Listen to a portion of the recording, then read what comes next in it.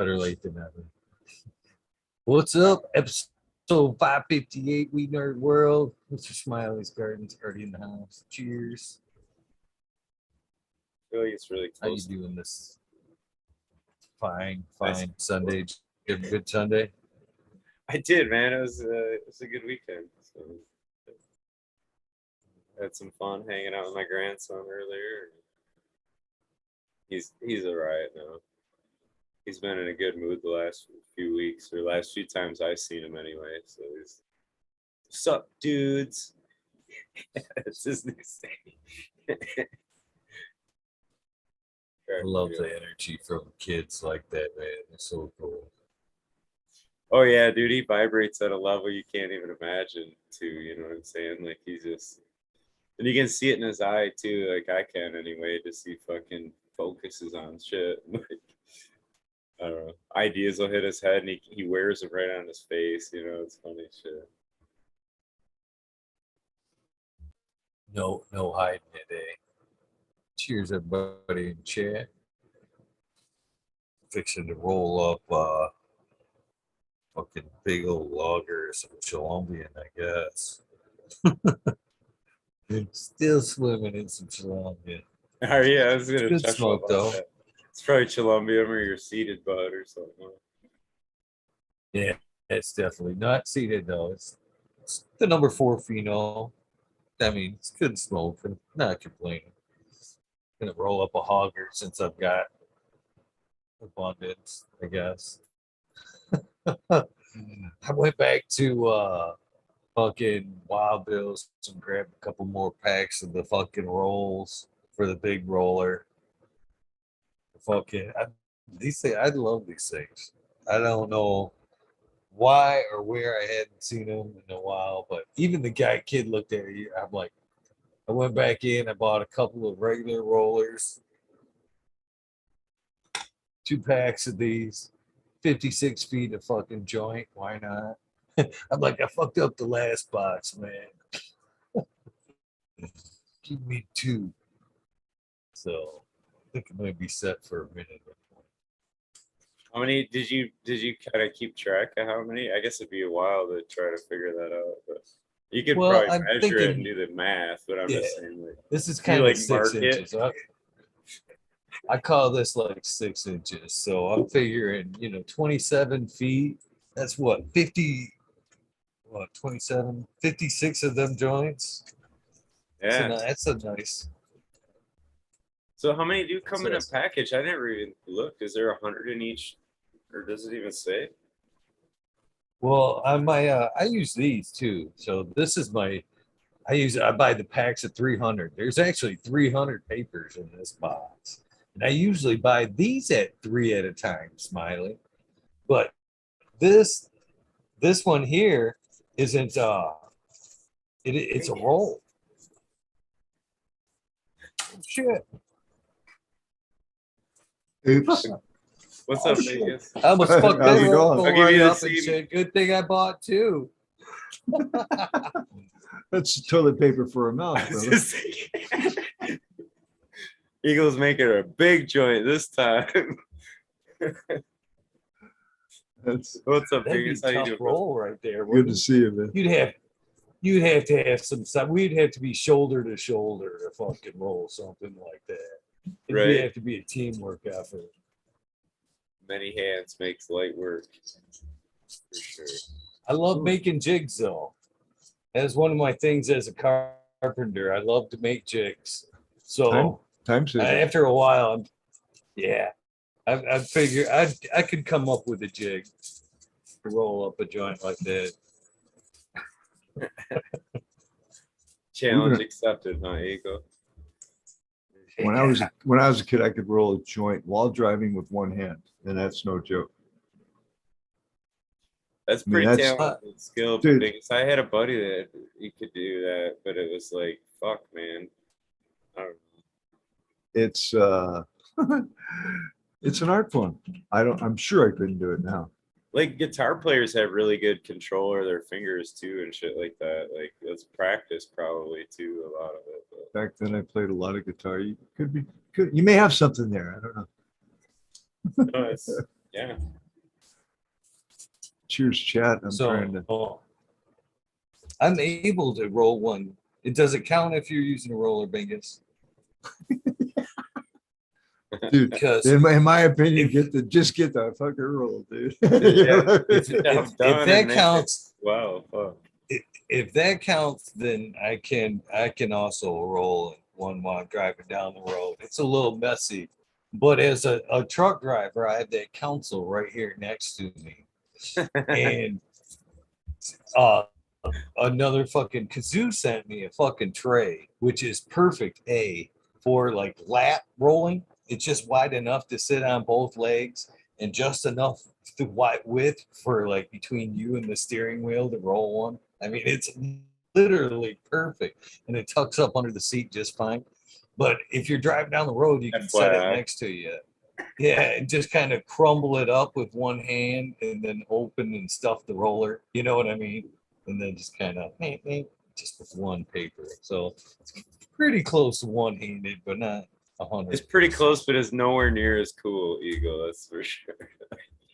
Yeah, it's still a We little had- messy. We had the first step one was you had to get the paper out. Step two is you had to make the trough. So you had to fold it, get both ends into a trough, right? And usually you did that at stoplights. And then Did you get the tuckable corners? You didn't fold the corners, so you had them tuckable.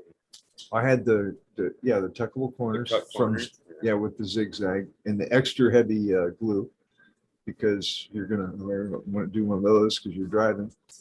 And I'm not saying it was perfect, but I could get her done.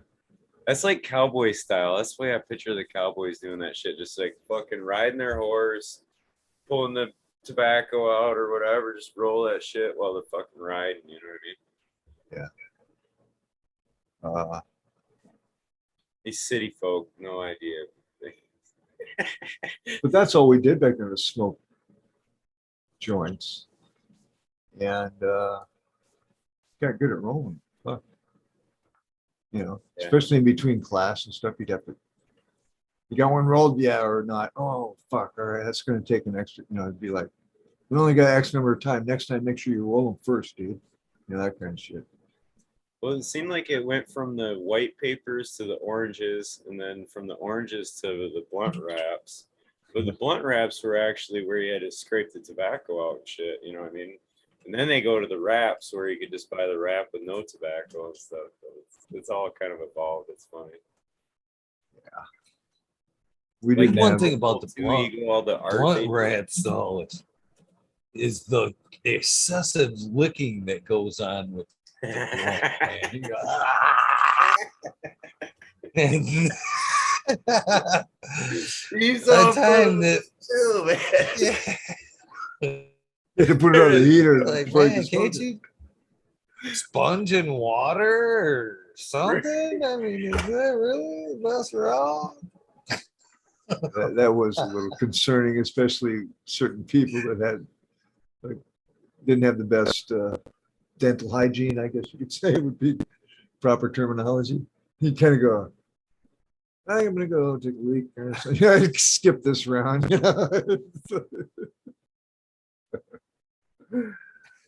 Yeah, we had the roads. We had the roads clip on the antenna. Save a step. We used to call it. Who's got the SAS? SAS. Save a step. Say shit like that. What's up, Thunder Dan? Oh, Dan. Cheers. Good morning. I cut you Morning. off, Eagle. Great Sorry, morning. buddy. I think the best one out of all the above was the one that you don't even see anymore, and that's the football shotgunner.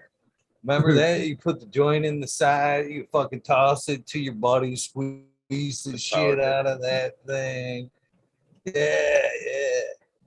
Those were nice too because Don't it didn't see leave a that shit. smoke trail. So like even when it was burning on the inside, the smoke was all collected. So you weren't like, you know what I mean? If you just had a joint, it'd be blowing off in the breeze, and then otherwise it was inside that power hitter, like stacking it up thick. Jeff Bisson, our nose guard, he was really white, but he had the most beautiful afro that was red, okay? And it was an afro, big time. and he'd grow it out big. And it was back in the day when afros were cool. On a white guy, though, it was interesting. And we would take the joint, turn it around, put the coal in our mouth, and blow superchargers into his hair. Then we'd take pictures of him as he's walking away, and this smoke just coming out of his hair. It's just so fucking cool. But then he'd go to class, and the teacher would go, "Jeff, have you been smoking marijuana?" Yeah, those are the days. That's where you got to get the patchouli oil or whatever and cover it up. We never did. We didn't care. On our football team, we especially if we won a game, we'd smoke a joint on the bus on the way home. They wouldn't say shit. We were champions, so they wouldn't say fucking word. Roll down the windows, you smart. That's awesome. Oh yeah, it was different times. I'd like to go back. Really, I really would. Totally different viewpoint on it. Oh, my coach called me in. I was just ripped, and he had a letter of intent for Southern Oregon College to go play football. And I fucking swear to God, I couldn't understand what he was trying to tell me. And he was trying to give me this envelope, right? He goes, "Just take it, damn it." And I was like, "All right, you know." And I look at it as I'm leaving, "Oh, cool." You know, like, fuck, he's shaking his head like, "Yeah, fucking hey, they'll never let you on the team." It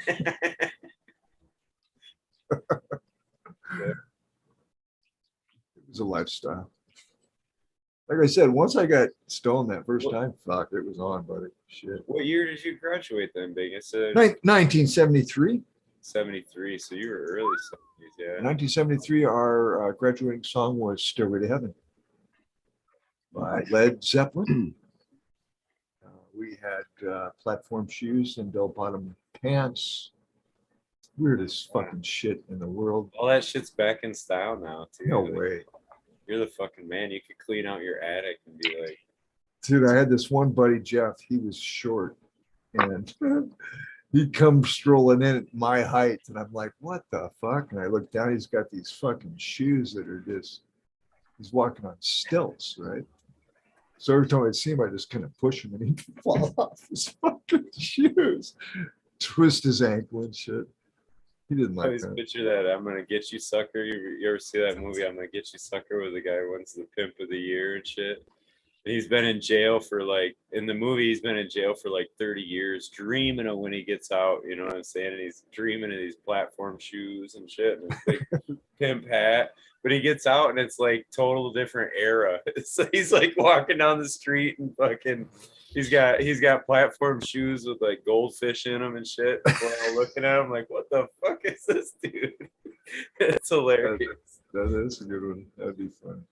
Yeah, the eras are different. And the tight pants coming back too, I noticed. I'm like, wow. We used to peg our jeans to make them skin tight back in the 70s, late 60s, really. It started to change as I got a little older. Fuck, I was a teenager, older. Garden's looking nice there, Dan. Girls have looked like they've fucking grown good 6-8 inches since the last time I seen them. Yeah, they ain't gonna get much bigger. They a couple of them got pollinated from the native man, and you could see that they've already tried to change to get some fade going on them. That's cool. It's like they signal themselves to fucking quit or some shit, you know? Well, they definitely Kind of do. like, Cool. oh, They do, though. I'm pollinated. I'll just stop now. I'm like, Anyway, so we live and we learn, whatever. But probably a week and my big room will be done. And it'll be go time. Yeah, when they're all kicking back, smoking a cigarette, you kind of go, oh shit. Well, I caught it and I thought I got it before it did anything. And then like 2 days later, I noticed the hairs were drawing up and I was like, oh, you've been sexing behind my back, my friend. So, yeah. Yeah. What's up, Stoney? Hey, I don't know what's going on. All I know is I heard platform shoes and bell-bottom pants, and I'm like, fuck, I got. I'm in. I'm in. That's my answer Sounds like right there. school to me, man. Sounds like school to me. Oh man, I would, dude, I would have expected Red Pill with his shit to come in with his fucking pimp get up. that For was some a good- reason, he looks good in that too. It's like He does. It He does. works He's for such a him. natural, dude. He's a natural pimp daddy, man. Pretty much. He'll have all the Oh, right. wrong women in no time. Oh shit. That's Take the guesswork out. that was my specialty actually. Finding all the wrong women. Yeah. Yeah, I'm very good at that. You and me both. You and me both. I don't know. what it Eagle, cheers, brother. Smiley, bingus. Cheers, man. What's going on, guys? How you doing, man? is. Bro, Koski, what's up, man? Hey. Look around. Where is he? Cheers. There he is. What's going on? Time to Dan. How you doing, buddy? Good to see you. Cheers, buddy. Just rolling up something right now. Look at that. I'll There's mute a little myself. nuggets. Continue. Some nice nugs there. Thanks, man. That was a while ago, but yeah. Cheers. Cheers. What's everybody smoking on? Marlboro. Unfortunately, right at the moment.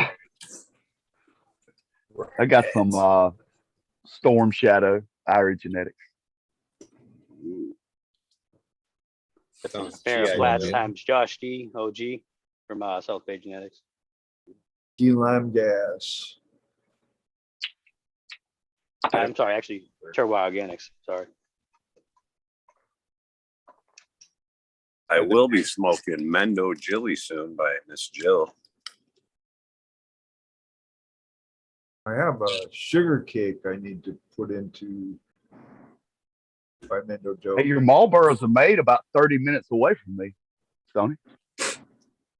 Yeah, the chemicals Make you feel good. Dude, Yeah. you get to see the Marlboro man go to work, actually. Probably drives right by on his horse. Yeah, fuck, you could be an actual. You think the Marlboro man's still alive? He's not?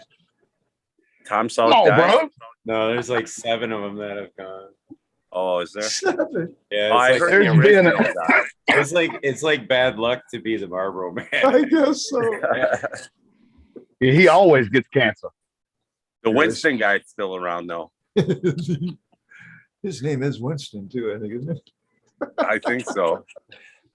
I used to smoke. I used to smoke Competing Marlboro. Cowboys, man. Winston versus the Marlboro man. So great, it was great. Yeah, that was a And- movie, wasn't it? Something in the Marlboro. Yeah, Cowboy and the Marlboro Man or something like that. Yeah, I think so. Harley Davidson and the Marlboro man. Harley Davidson, the Marlboro man. There you go. I graduated to Parliaments though, because I found them to be as strong as cigarettes that I could find. Yeah, my buddy's mom smoked them, so we were hitting those hard too. I tried to go to the I forget the ones in the yellow pack with the Indian tribe logo on them. I tried those. Oh, American Spirit. Thank you. Yeah, tried those. I didn't like. Then it wasn't chemically enough. Chemical. Yeah, I enough. know. There just wasn't enough poison in it for me to satisfy my palate, so I had to move back to the Marlboros too. But I gave it up in 2012. Good for you, man. Yeah, good for you, man. Oh, yeah. Good for you, Bingus. Thanks. It took a minute. I'm Not an easy working on it. one. It's not easy. I would love a cigarette right now. I'll be honest. I don't I'll think be you ever- honest with you. You don't ever Like- get over that. I don't think. For me, like going to band practice, man, especially when we're trying to work something out, we're stopping and starting and stopping and starting. It's like I'm constantly like one after another, and I just burn through them. But now Larry and his wife kind of quit smoking since they went through COVID, and Bobby he doesn't really smoke. He just smokes when you have cigarettes, when he smokes too.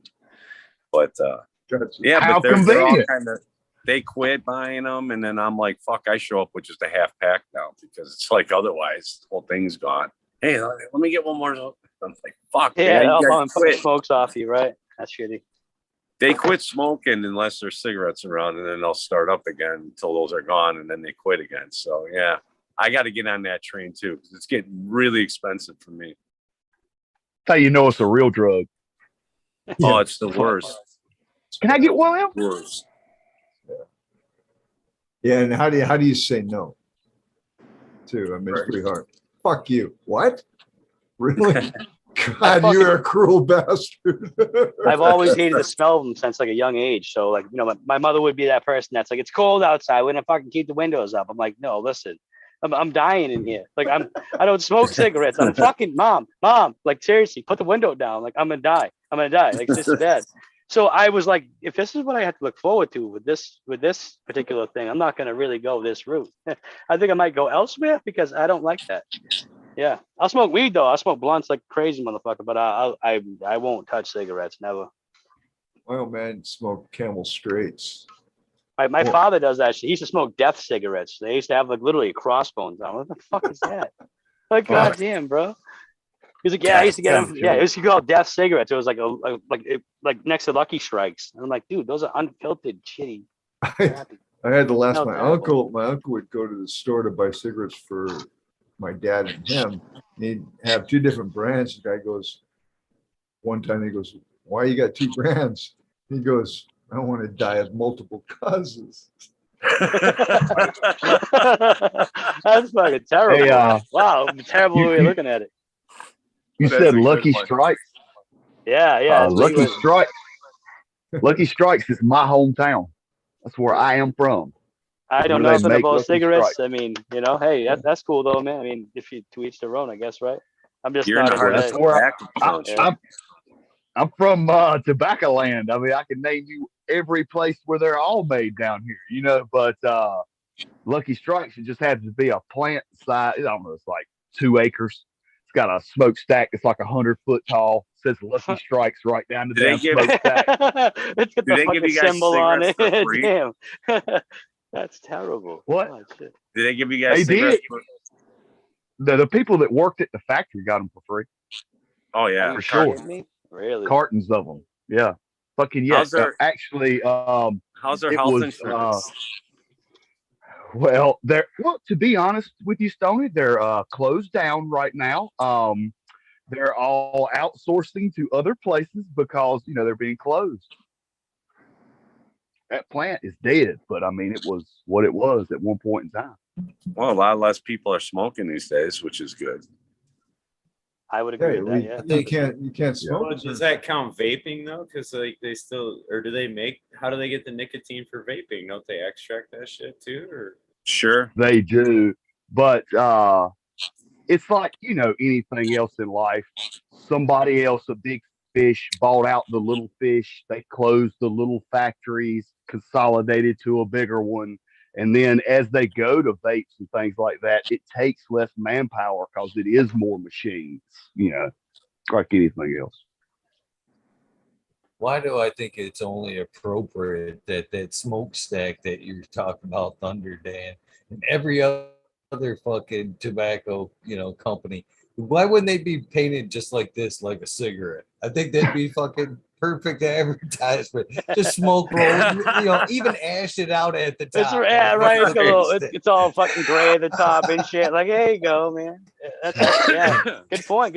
Advertising. I mean, if that's what you're into, right? They already. I mean, but a lot of things for that. they had a baseball team back in the day, like back in the 50s. They had the Lucky Strikes. It was their AAA baseball team they sponsored. I mean, it's kind of like anything else. It's just like, I guess in Michigan with cars, it's just that's what's woven into the fabric of these towns around here. It's just all tobacco money. well, so many people were employed by it too. Exactly. Country Exactly. was founded on that shit, man. Yeah, the fucking community college was built with that money, and they won't even let you smoke on the campus. It's like, what happened to us? You know, but Yeah, we smoke everywhere, man. Fucking supermarkets, wherever you were, you could light up. Airplanes. Airplane. Oh, that was the worst. I did that once. Oh Smart, my right? God. Doctor's office next to. Oh, I couldn't breathe, man. Thank God it was only to Vegas 2 hours. I was like, fuck. Another 20 minutes, I think I would have probably just died. It was terrible. I'm glad they don't do I used that. to go see my doctor and he'd have ashes on his shirt and a cigarette. Well, I think I'd take a little of this, you'd be fine. You'd smoke in the emergency room. I remember going in there many times with cuts and fucked up hand They or used to whatever, pitch waiting it for as a diet stitches, aid. smoking cigarettes. They used to pitch it as a diet aid to women to like lose weight and shit to like look thin, whatever. Like that Like was a diuretic, right? that was That's terrible. actively advertised. So offering a woman a cigarette was kind of an insult back then. Are you pregnant? What are you trying to Smoke it, say, huh? baby. Fuck. What's up, so I got my own cigarettes. you fucking Fuck so you, cat. fucking fuck. You How are fucking you? What the fuck, Cheers. SoCal? Holy shit. What the fuck? You know, it's funny. I went to the store today to get cigarettes, and due to the counter, I tell him, I'm like, oh, I want a pack of Camel filters. He throws them on the counter, rings them up. He goes, all right, $13.50. Looked at him and said, fuck you. Fuck you. Turned my ass around and walked out that store. You kidding me? $13.50 for a pack of smokes. Dude, that's how Yeah, much bro. they were about fuck 15 years ago downtown Chicago at the train station. If you bought a pack of cigarettes at the train station 15 years ago, they were $13. Go to fucking I couldn't even imagine Naval what they Pier are in now. Chicago, same shit, bro. They were like fucking so much money. I remember my person, somebody got that shit 6 years ago. Those The are fucking- prison prices, man. Those are prison prices. 16.50 in the fucking machines over there, bro. It's crazy. It's like Oh, that in yeah. Alaska too. I think Alaska's real high priced like that too. Every day. Any other? Is it? Yeah. Alaska? Well, probably because import, right? Everything's Everything, different, yes. yeah. That's how it I know. started. Chicago, what they've done too was, for whatever reason, was if you smoke menthols, you pay another extra $1 or so more. Oh, they banned them here. Well, in certain parts of the city, you can't get them. Like you can walk into a 7-Eleven or whatever on the corner downtown, and there ain't one menthol in there. Nothing. Yep. Yeah, my wife smokes the Camel menthols, and they fucking took them out of the stores here. And then was it yesterday morning? We stopped into there's one little liquor store up here where we're at. We stopped in here, and the guy's like, "Oh, you want the menthol?" She's like, "Holy shit, you got him?" He's like, "Yeah, we got a couple cartons in." She's like, "Fuck, I'll take 2." We have them. Right? Come. Yeah, the fucked up part though is like they banned menthols out here because they say, "Oh well, less blacks will smoke if we don't have menthols." Yeah.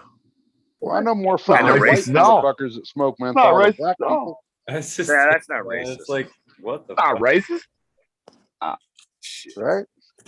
I don't know. Newports are kind of a ghetto thing around here, though. I would say. I mean, more often than not.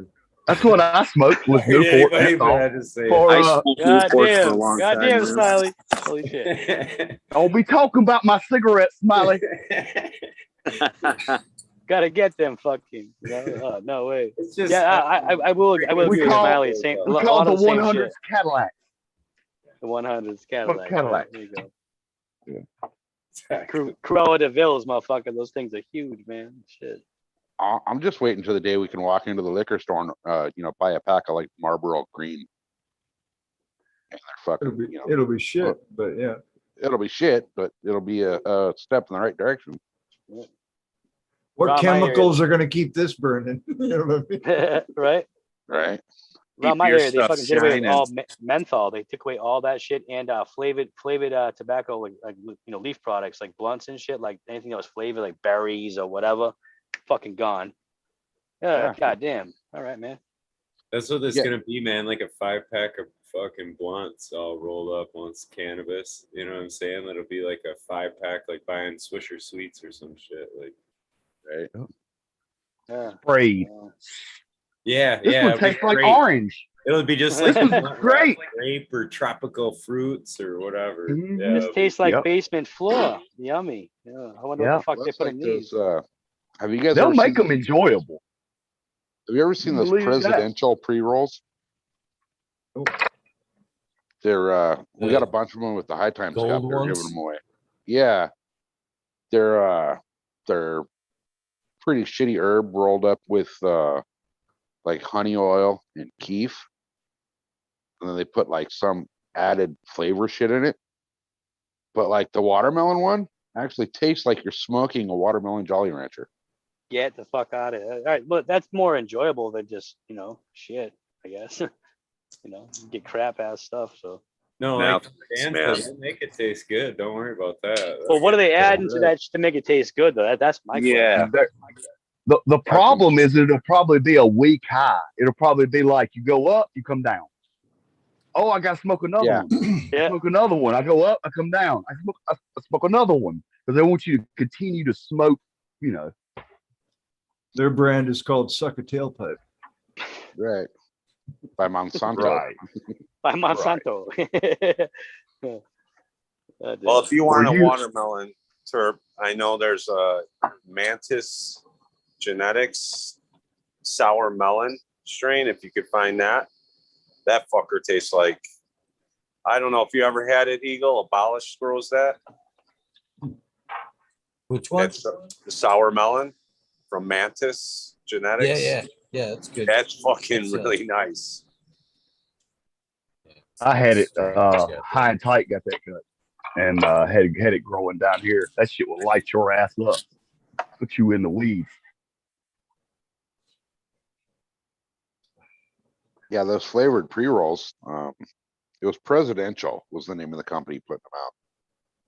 But you're right, man. You were really fucking high for like 30 minutes.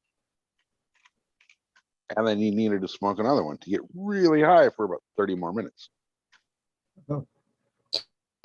Crack cannabis. Seems Right. like back in the dugout one-hitter days, though. Right. Like you just step out there, they kill a fucking one-hitter. You don't still do that? I don't have one still. No, I smoke old joints now. I'm not limited to Okay. that. So. But yeah, Mine back in still the looks day, like a man. little cigarette. Yeah, Yep. just Those lighting are my cigarette. Oh yeah. Oh yeah. I spent many years with the dugout. Fuck yeah. Oh fuck yeah, man! My age, I got we popped on invented it. those things. We were making them in popped on metal it. class. I got No, popped those- on a job site for hitting it, and then I had the smoke in my lungs, and then the foreman rolled up on me and asked me a question, and I'm going, eyes are burning, trying to hold it in, not blow it out on him. Like, finally, I lost. Coming out I his lost ears. that one. You know, yeah, I just told it. What's going on with you, Daniel? Are you okay? God, that reminds me of a job I had as a kid. I was 16 working at H Salt Esquire, so fast food fish and chip place. And we were just busy as fuck. And my buddy brought a joint over with his girlfriend. And it was just me, right? And he was helping me and shit. I was going through it. And we were blowing superchargers in the back room at each other. And then I'd go out and put the fish in the oil and watch all the trails and shit. It was cool. Right? I was helping customers laugh my ass off and shit. And the fucking general manager comes in and the place just, he comes in as my buddy's giving his girlfriend a fucking supercharge. Now tell me that. And he kind of went like, what? He goes, all right, looks like you guys are doing okay. And he just leaves. So a supercharger is probably like a shotgun, right? Like a shot. Yeah, Yeah, it's a shotgun. I mean, there was right. there was plenty of smoke, believe me. And That's so crazy. we That's thought, I funny. looked at Mike, I thought, fuck, we're fired, right? No, we didn't. He goes, ask your employees not to smoke marijuana in the back room. Okay, Yeah, all right. fuck, all right. That's You know, all it so took. Shit. yeah, that was it. We'd go on the roof, so wouldn't stink No, we up. go on the roof instead. He said. He's like, you know what? I'm gonna go on the roof instead, dude. Fuck it. I didn't last that long there. I They Oh, they you were might supposed to have. fire me over that, right? And they didn't fire me because I fucking worked my ass off. And it came fucking Thanksgiving, and the owner was giving out turkeys. And he comes in, I go, hey, thanks for the turkey. He looks at me like, what the fuck are you still doing here, right? And I got a fucking turkey, right? So that was the day I finally got asked to leave the premises. He was like, "Hey, man, you know." Go I home. took my fucking turkey though. Fuck yeah, dude. Keep that turkey. Keep that turkey. That's right, Bingus. Yeah, I had trouble working as a slave early on. I just saying. Working as a slave. Fuck, man. God, I just almost choked on my drink. God damn. Jesus Christ Almighty. I was making $3.35 an hour, which was good fucking money. Yeah. I graduated from $1.50 an hour from the car wash, and I was making 50 cents an hour at the gas station before that when I was 12. I had to get out of the gas station cleaning the bathrooms because whoever was in there were doing somersaults, and I did not like working that job. That's when I told my dad I'm not going to work, and you didn't tell my dad that unless you wanted to beat him. And I was prepared to get a beating because I didn't want to clean shit off the fucking ceiling again. Right? And I was hoping you were gonna say. You said and he goes, bro. he looks at me, he goes, "Tell you what, boy." He goes, "You go out and find yourself a job today, and I won't beat your ass." And I went, "Fine." Go next door to the gas station as a car wash, lie about my age, and I worked till like 1 o'clock in the morning because you got extra money if you work late, which was a worse job than the gas station. But I got it. And after that, my dad and I really had no issue, and that was just the lesson: get your own fucking job. Huh. You see? And, let's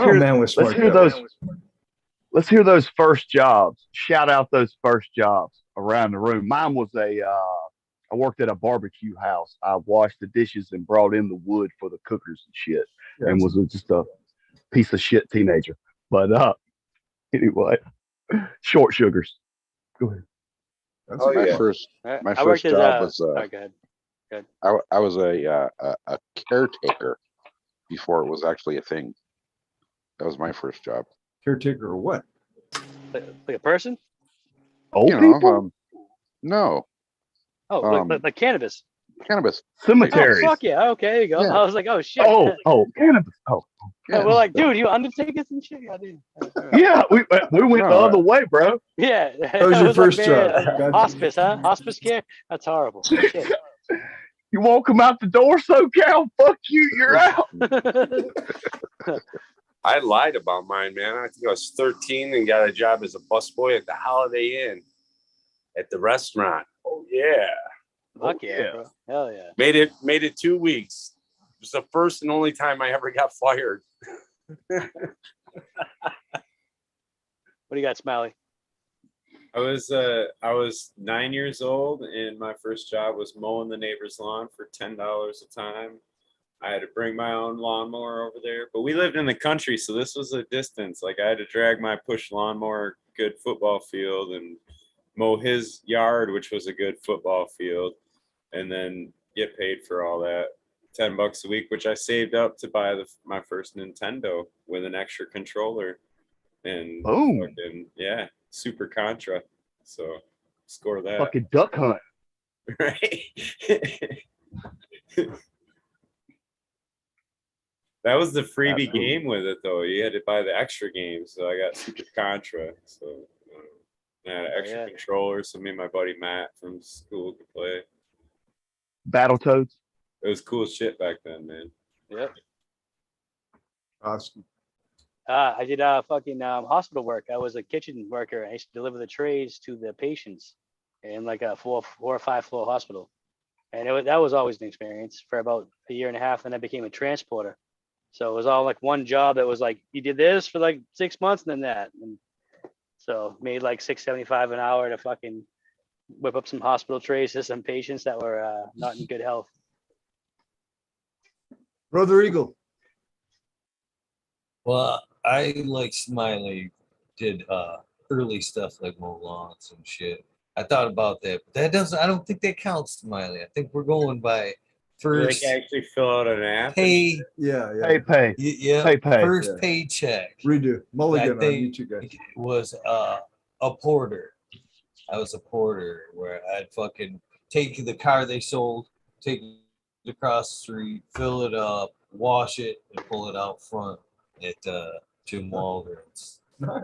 That sounds like a fun job. That was my second job right there, transporter for a car wash, the detailing business. I used to pick up the cars, the ones that had to be detailed from a car wash. I mean, in like a little small dealership, and they'd be like, "Oh, we just bought this car, you gotta go." You know, all right, whatever. I did that shit. That'd you be know? cool. That wasn't bad because I drove it was a Z3, I think, my first time ever. I mean, little BMW Z3, that thing fucking whipped, dude. I almost crashed it on the way to the thing. It was only like, maybe 2 miles away. I was ripping burnouts with it like an asshole. You know what I mean? 16 and a half, 17, like, fuck yeah. Like, I love this. This is so good. And yeah, I learned real quick not to do that. It wasn't my car type of shit. You know what I mean? But boy, was it fun. Yeah, I lost a job like that. Yeah. I may be really dating myself here, but I too, the Riata was released that year, and I was fucking thinking I was bad as shit driving the Riata, around town, gassing it up. That was a 2-seater hot rod from I think it was Buick. That was pre Fiero, Fiero was first. Fiero was before that, yeah. Yeah, I had a Fiero. What's your mulligan though, Smiley? Because we're not going to let Fiero you. was after the Riata. Riata was way before the Fiero. Okay, that's what I thought. The Fiero was like 87 or 88, no? Dodge Fiero, right, or something? Little shitbox. Pontiac. Pontiac, yeah. Pontiac rear engine car. The other one was a Buick, I think. The one Eagle had was a Buick. I think. I don't know. When my father had, anyways, it was terrible. It was fucking electrical problems all over the way. Pontiac, and we would jump tracks with it, dude. Fucking go airborne with it, and then it would stop, land, and just die. It was the fucking funnest thing to do. He's like, I love this little car. It's a shit box, about $500. You know what I mean? I was like, all right, let's go. Everybody used to have the bomb cars, yeah. Okay. My first job, I worked for my parents, man. So like they had a gas station when I grew up. So like I don't know. I was trying to think of the first job outside of that was shit. That was after I was already out of school and fully certified, and ready to take out. It counts. What's up, Charlie? Charles, what's up, man? Yeah, what was your first job? Hey, buddy. Paper route. Oh, Dude, yeah. First real job was like at an IHOP. I was, International House Pancakes, and I was a busboy, but that lasted like 2 months. And after that, I went to this little local store, Art Shade. This guy used to make custom shades and frames. I worked for him for about 6 months. And then I went to my local grocery store after that. I knew the owners. They have a small chain in this area. And then the Roach Brothers, they had Roach Brothers. There you go. Yeah, there you go. Yeah. That's right, So yeah, I grew up with Bud and Pat Roach. Yeah, I grew up with the guys. I mean, they're no longer around, but I didn't grow up with them. I grew up with their families. I used to date one of the daughters. They used to work the front booth in Needham because I'm originally from Needham, So. Oh, Needham, Mass. No shit, bro. Hell yeah. Boston, Needham. Boston. Yeah, I mean, I went to high school at CM. I'm a CM grad, so I went to high school in the city, and all my friends were. Because I went to a private school, all my friends in Needham were from different schools. Savarian. One went to Savarian. You went to parochial school or something like that? Yeah. Yeah. My stepmother was in a convent for like 11 years or something. Yeah, it was just mandatory. Back then, especially, talking 60s, 70s.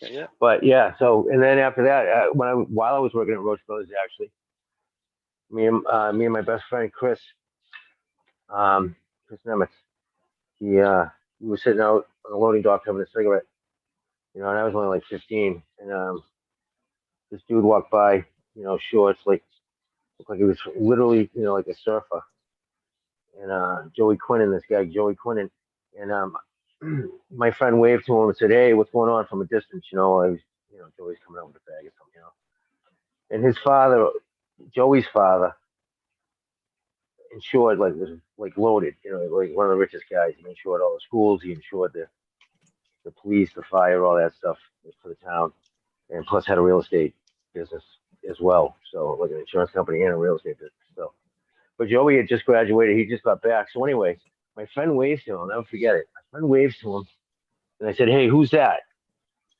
He goes, "Oh, it's Joey. He's giving me a job for the summer. He just got back from California. He just graduated Cal Poly San Luis Obispo from the Horticultural and Agricultural School, and he graduated like #1 in his class out of 430 something students or something like that." And you know, like any friend would say immediately, I'm like, "Can you get me a job? Get me out of here for the summer?" And sure enough, Joey was gay, and you know, I was I 15 took at the a time. quick turn. Holy shit! All right, guys. Dude, yeah, Good dude, turn, yeah. dude had a little thing for me. Yeah. Oh, I- He's like, all yeah. right. Yeah, hey, you Dude, know, your totally boys from fucking Boston. fine, yeah. Sometimes they end up doing that. You know what I mean? It ends up being that North He had End his boys boyfriend sometimes. with him. Yeah, he had his boyfriend with him. His old man didn't even listen to this. I mean, you're talking a long time ago, man. You're talking mid-70s. His old man didn't even know, and he came back from California with his fucking boyfriend. His mother had just passed away. Came back and was living with his boyfriend in friggin' in the basement of his father's beautiful friggin' estate in the Dover line and Country Way. Everyone, huh? And but anyway, and his father didn't even know. And he, you know, I asked him one time, "You ever gonna tell your father?" He goes, "No, not even on his deathbed. He would just not accept me. He just completely disowned me." But anyway, he got lucky. His father bought right at the edge of the town of Needham was a big white house, a huge house. I mean, I think this thing had like 16 rooms or something like that. Still had the old Charlie, waiter and everything. Yeah. tip that phone back, brother. Say it again. Tip your phone back, brother. Oh yeah. I'll move it over. I'm gonna just mix. I gotta mix some news, man. So sorry, I get carried away telling the story, and I can't mix news at the same time. So I'll screw it up. You know, I forget what I put in what bucket because I'm stoned. But anyway, so the dude bought this. Listen to this. The old man, I mean, the Continental Cablevision had just started wiring up the whole country for freaking cable. Cable wasn't even Continental, bro. You're going back fucking old school, Yeah, man. This is my yeah, area. yeah. This is where I live. I live right outside of Oh, Boston, yes. so I love this shit. Yeah, right, Okay. right. So yeah, I mean, Funny. dude, I worked in Funny. every town from you know, I mean, you can go all the way up to New Hampshire, all the way down the coast, all the way down to Cape Cod, because I spent a lot of my childhood down to Cape Cod, down in Eastham, after my mother passed away with my grandfather. So, but yeah, I've done a lot of work. You name it, Newton, Weston. I mean, most of my family's in Weston, Wayland, Sudbury, Newton, obviously, I just said, Dover, Needham. I still have family in Needham, but Dedham. I mean, cousins that were in Dedham and shit like that. So anyway, West Roxbury, I got family. So including downtown Boston. But anyway, this dude bought this huge house. The old man buys this huge house and sold it. He bought it for like $150,000. And then it was the first suburban surgical hospital in America, actually. And the surgery room, I mean, it was literally like they just up and left it in like 1906 or something. Gorgeous house. And literally on the touching the buildings of the town of Needham. Needham's a wealthy town, you know what I mean? So this house was worth a lot of money, but he bought it back then for $150,000. The old man, Joey's old man, and he sold it to Continental Cablevision for $200,000 and said one of the clauses in the contract was if they couldn't get the zoning Continental, he would buy it back for $150,000, make 50 G's on it, and he'd resell it. And sure enough, they did not get the zoning. The town didn't want the cable company right there, and so he bought it back for 150, made 50 G's, and then sold it to his son Joey. And Joey turned it into an unbelievable upscale nursery. We redid every single bedroom. Spent the whole summer. He made the master bedroom, the surgery room with the master bedroom. Still had the old light, man. This thing was pretty sick. Had one of the old wooden wheelchairs, warped wheels, but the wicker and everything was still perfect. You know, no handles. Like you're talking like during the war probably. You know, that's what it looked like. Wheelchairs and stuff like that. But anyway, he took me under his wing for about 5 years. Taught me everything I knew. Very first thing he taught me was how to diagnose problems in plants. Any kind of plant, and it didn't matter if it was, because we did some really upscale places in Dover, private homes, you know, 6 stables, 6-car garage, and rose gardens that are like really unbelievable ornamental rose gardens that have been around for like 200 years, you know, to these homes. And he taught me, you know, bug damage, funguses, mildews, all that shit. And I just got lucky, and I loved it. I was outside. I wasn't stuck in an office, and yeah. So that's how I got. And then he knew I grew grass, so he was the one that was trying to help me make mixes at first. You know what I mean? But so it was tough because second job. guerrilla farming. What's that? paper route first one, second job, a second one?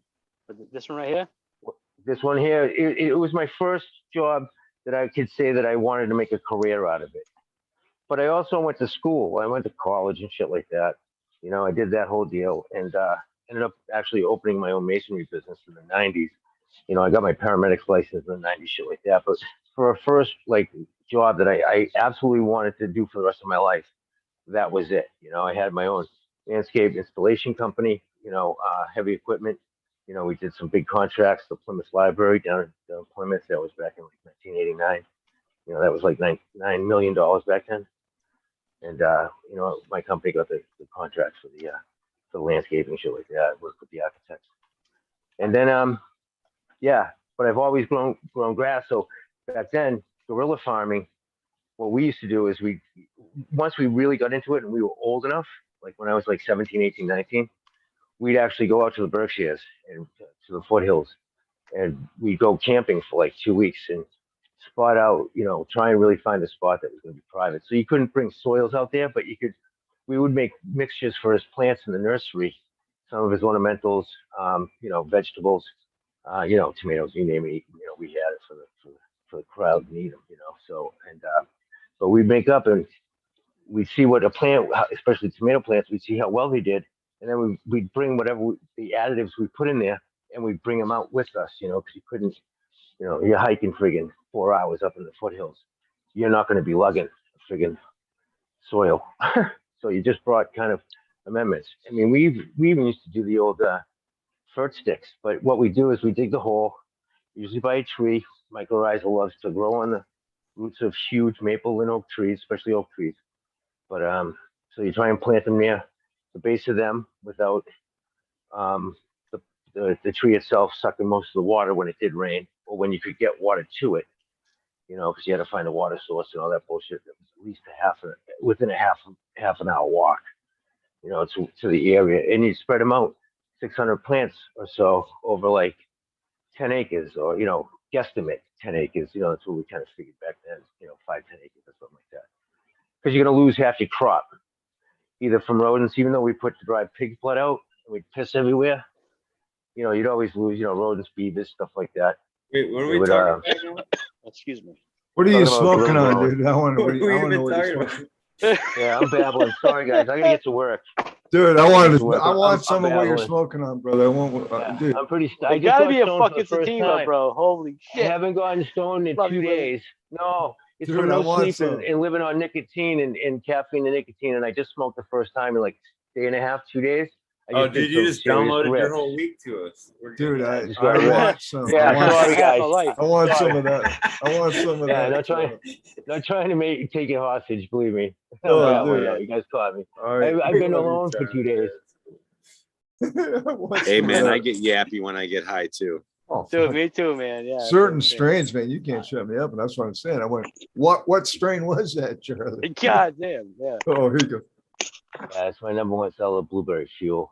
Yeah. Okay. Dude, Blue dreams, he pulls it out. He's cross like, it's my number one seller. You like this? Yeah, it is. I love it. It really I is. could The streets of Boston, they can't That's get right, enough of this baby. shit. Hey, send some over here. I'll take some. Let's go. Students, Let's go. yeah. Pretty close. It's actually, I sifted it myself like 8 years ago. It's the OG 18 cut only from Swerve, and then I forget where the Blue Dream cut came from. And the shit's just that's I got a bunch I got to take down after I feed you. Fucking wicked pisser guy. Hell yeah. Great testimony. Wicked pisser. I love it. Dude, no, honestly, this is like, all right, so he's like everybody I've ever grown up with my whole entire life who just fucking tells me stories. We go from one thing to the next, and that was fucking unbelievable. I was just that was awesome, man. We did, you downloaded everything. That was That was beautiful. massive. I was like, holy shit, man. Holy Christ. Hell yeah. It was impressive, Charlie. Impressive, brother. Honestly, yeah. Hell yeah, buddy. Cheers, greenfingers. It's your turn. Green What was your fingers. first job? Fingers, Pay a cheers. job. And not as a hooker. Put it long. We always time that perfect. Hey, Every Boston time. reminds Come me on, of man. Chicago with an accent.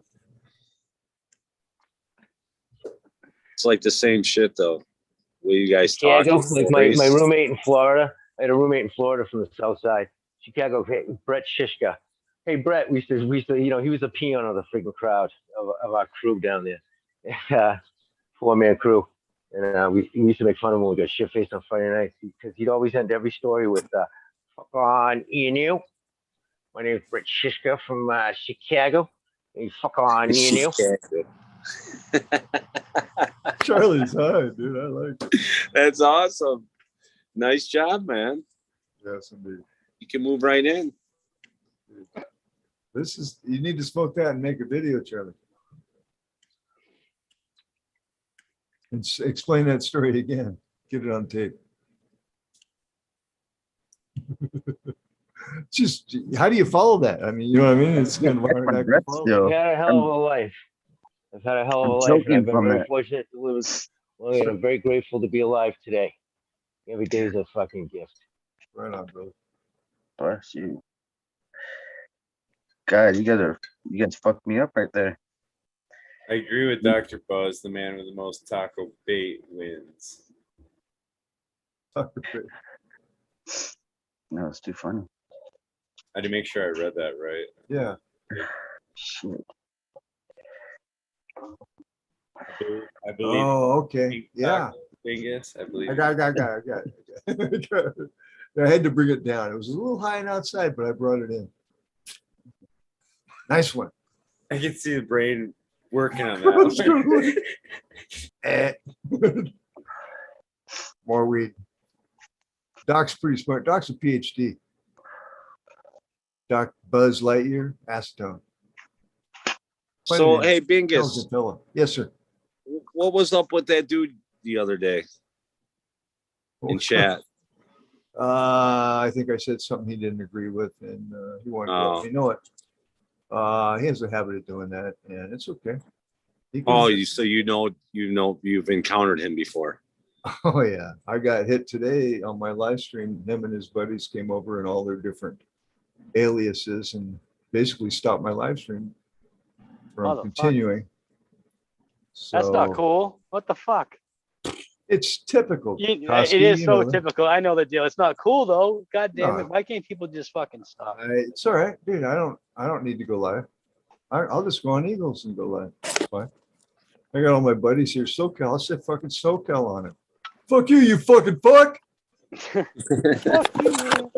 Love that shit. Well, I asked him, I'm like, dude, what's up, man? Like, what the fuck's your problem? Because he was like jumping on you. I was like, I don't get it. Dude, You But then fucking I may saw never you know, singing bro. them They're back fucking at people the are end there, and I was assholes. like, wait a minute, what the fuck's going on? Because you were like, okay, we're all good, and then you were like, you gave him a couple jabs. I'm like, Yeah. okay, something's up here. I gotta ask Bingus what's going on. No, I I really wanted him to show his true colors. Go ahead, show us who you are, because Well, I mean- I know who he is. I know exactly what he's all about. I And mean, so I get if he wants to come in and start, his comment was, first of all, NV had a great opportunity to get into the hemp industry, and we had a little discussion about the hemp industry. I fucking worked in the hemp industry. It's a huge opportunity. Yep. And he's trying to say that it's crap and there's no, and I just like, crap. And I said, the outhouse is right next to the 3 dots on the top and right. And then he fucking got his panties in a bind and we started going at it. See?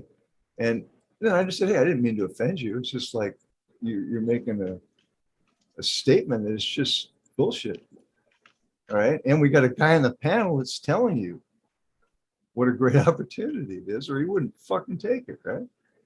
But then, they get their panties in a bind and then they got to feed that, and they wanted to come in today and do my live stream. And I usually don't spend as much time talking about it, but I'm kind of taking the approach now that since we're exposing all the bullshit in real life, that this kind of bullshit needs to be exposed as well. Yeah. All right. This shit goes on way too fucking much, and it's not cool.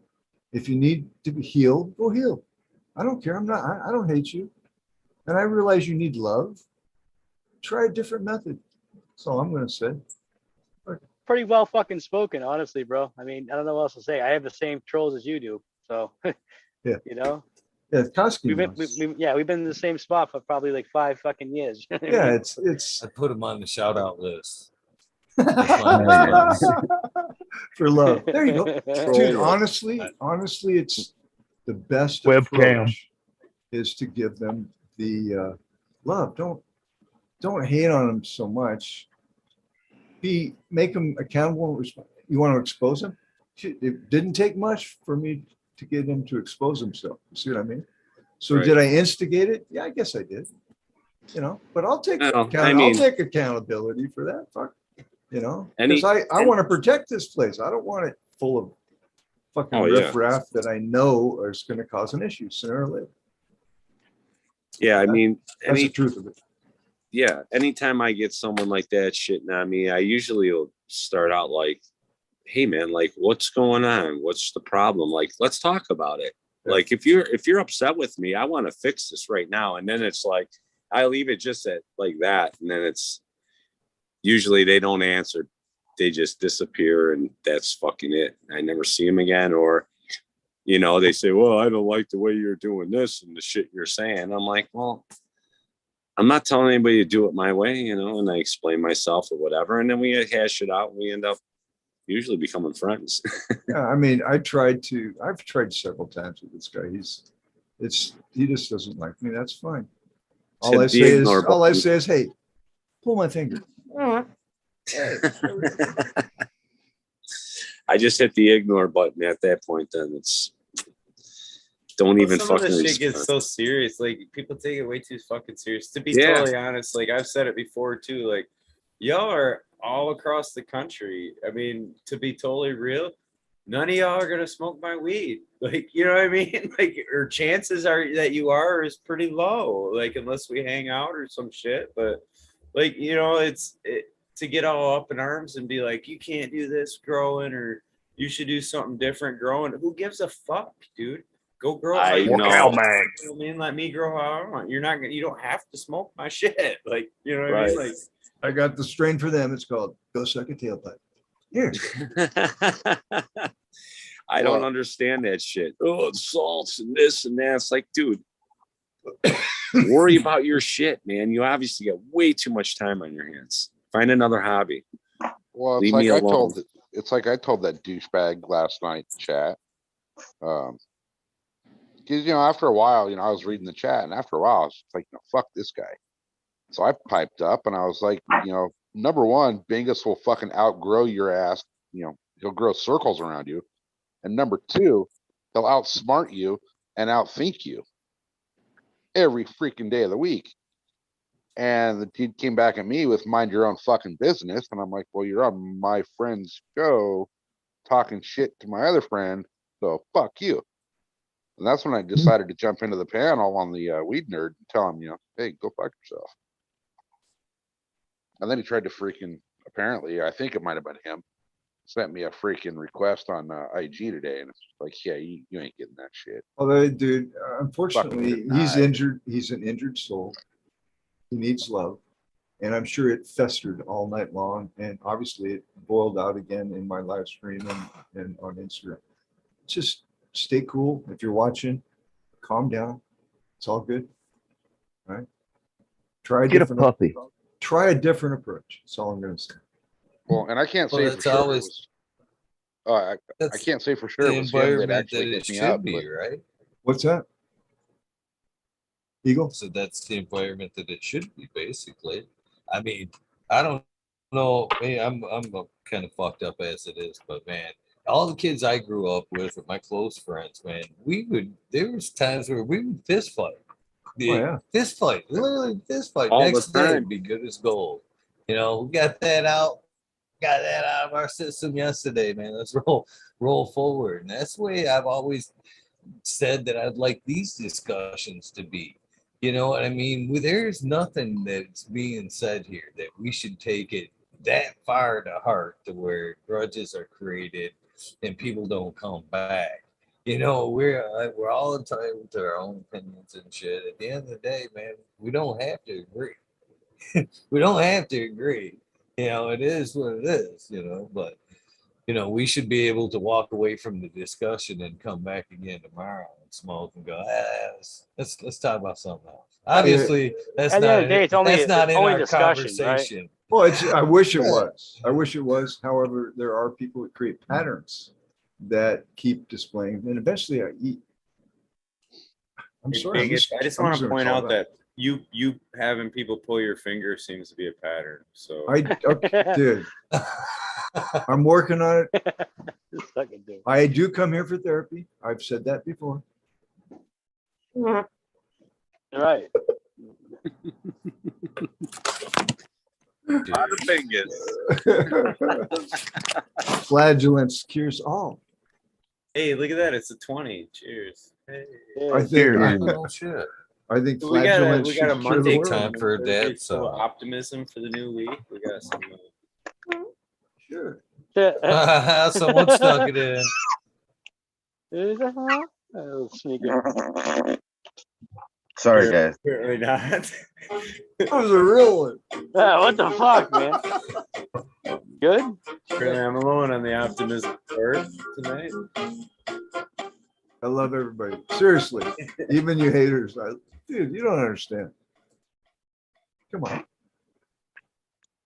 They're all gonna be there if you ain't, if you're not getting hated on, you ain't doing something right, bro. Kind of happens. All right, we've spotlighted the haters enough for tonight. Anytime you want to refer back to that show, but just read SoCal's handle. Fuck you, you fucking fuck. Right on. It's a good mantra. It's a good mantra. So how's everyone's weekend? Quiet? I'm here. It was like, what? That's awesome, dude. I like hanging with you guys. Fucking all over the world. Here we are. And Charlie took the stage, buddy. Well done, my friend. I'm just glad we got all that stuff vented out now. We can like pass the dad song. I knew it was a good strain. I knew it.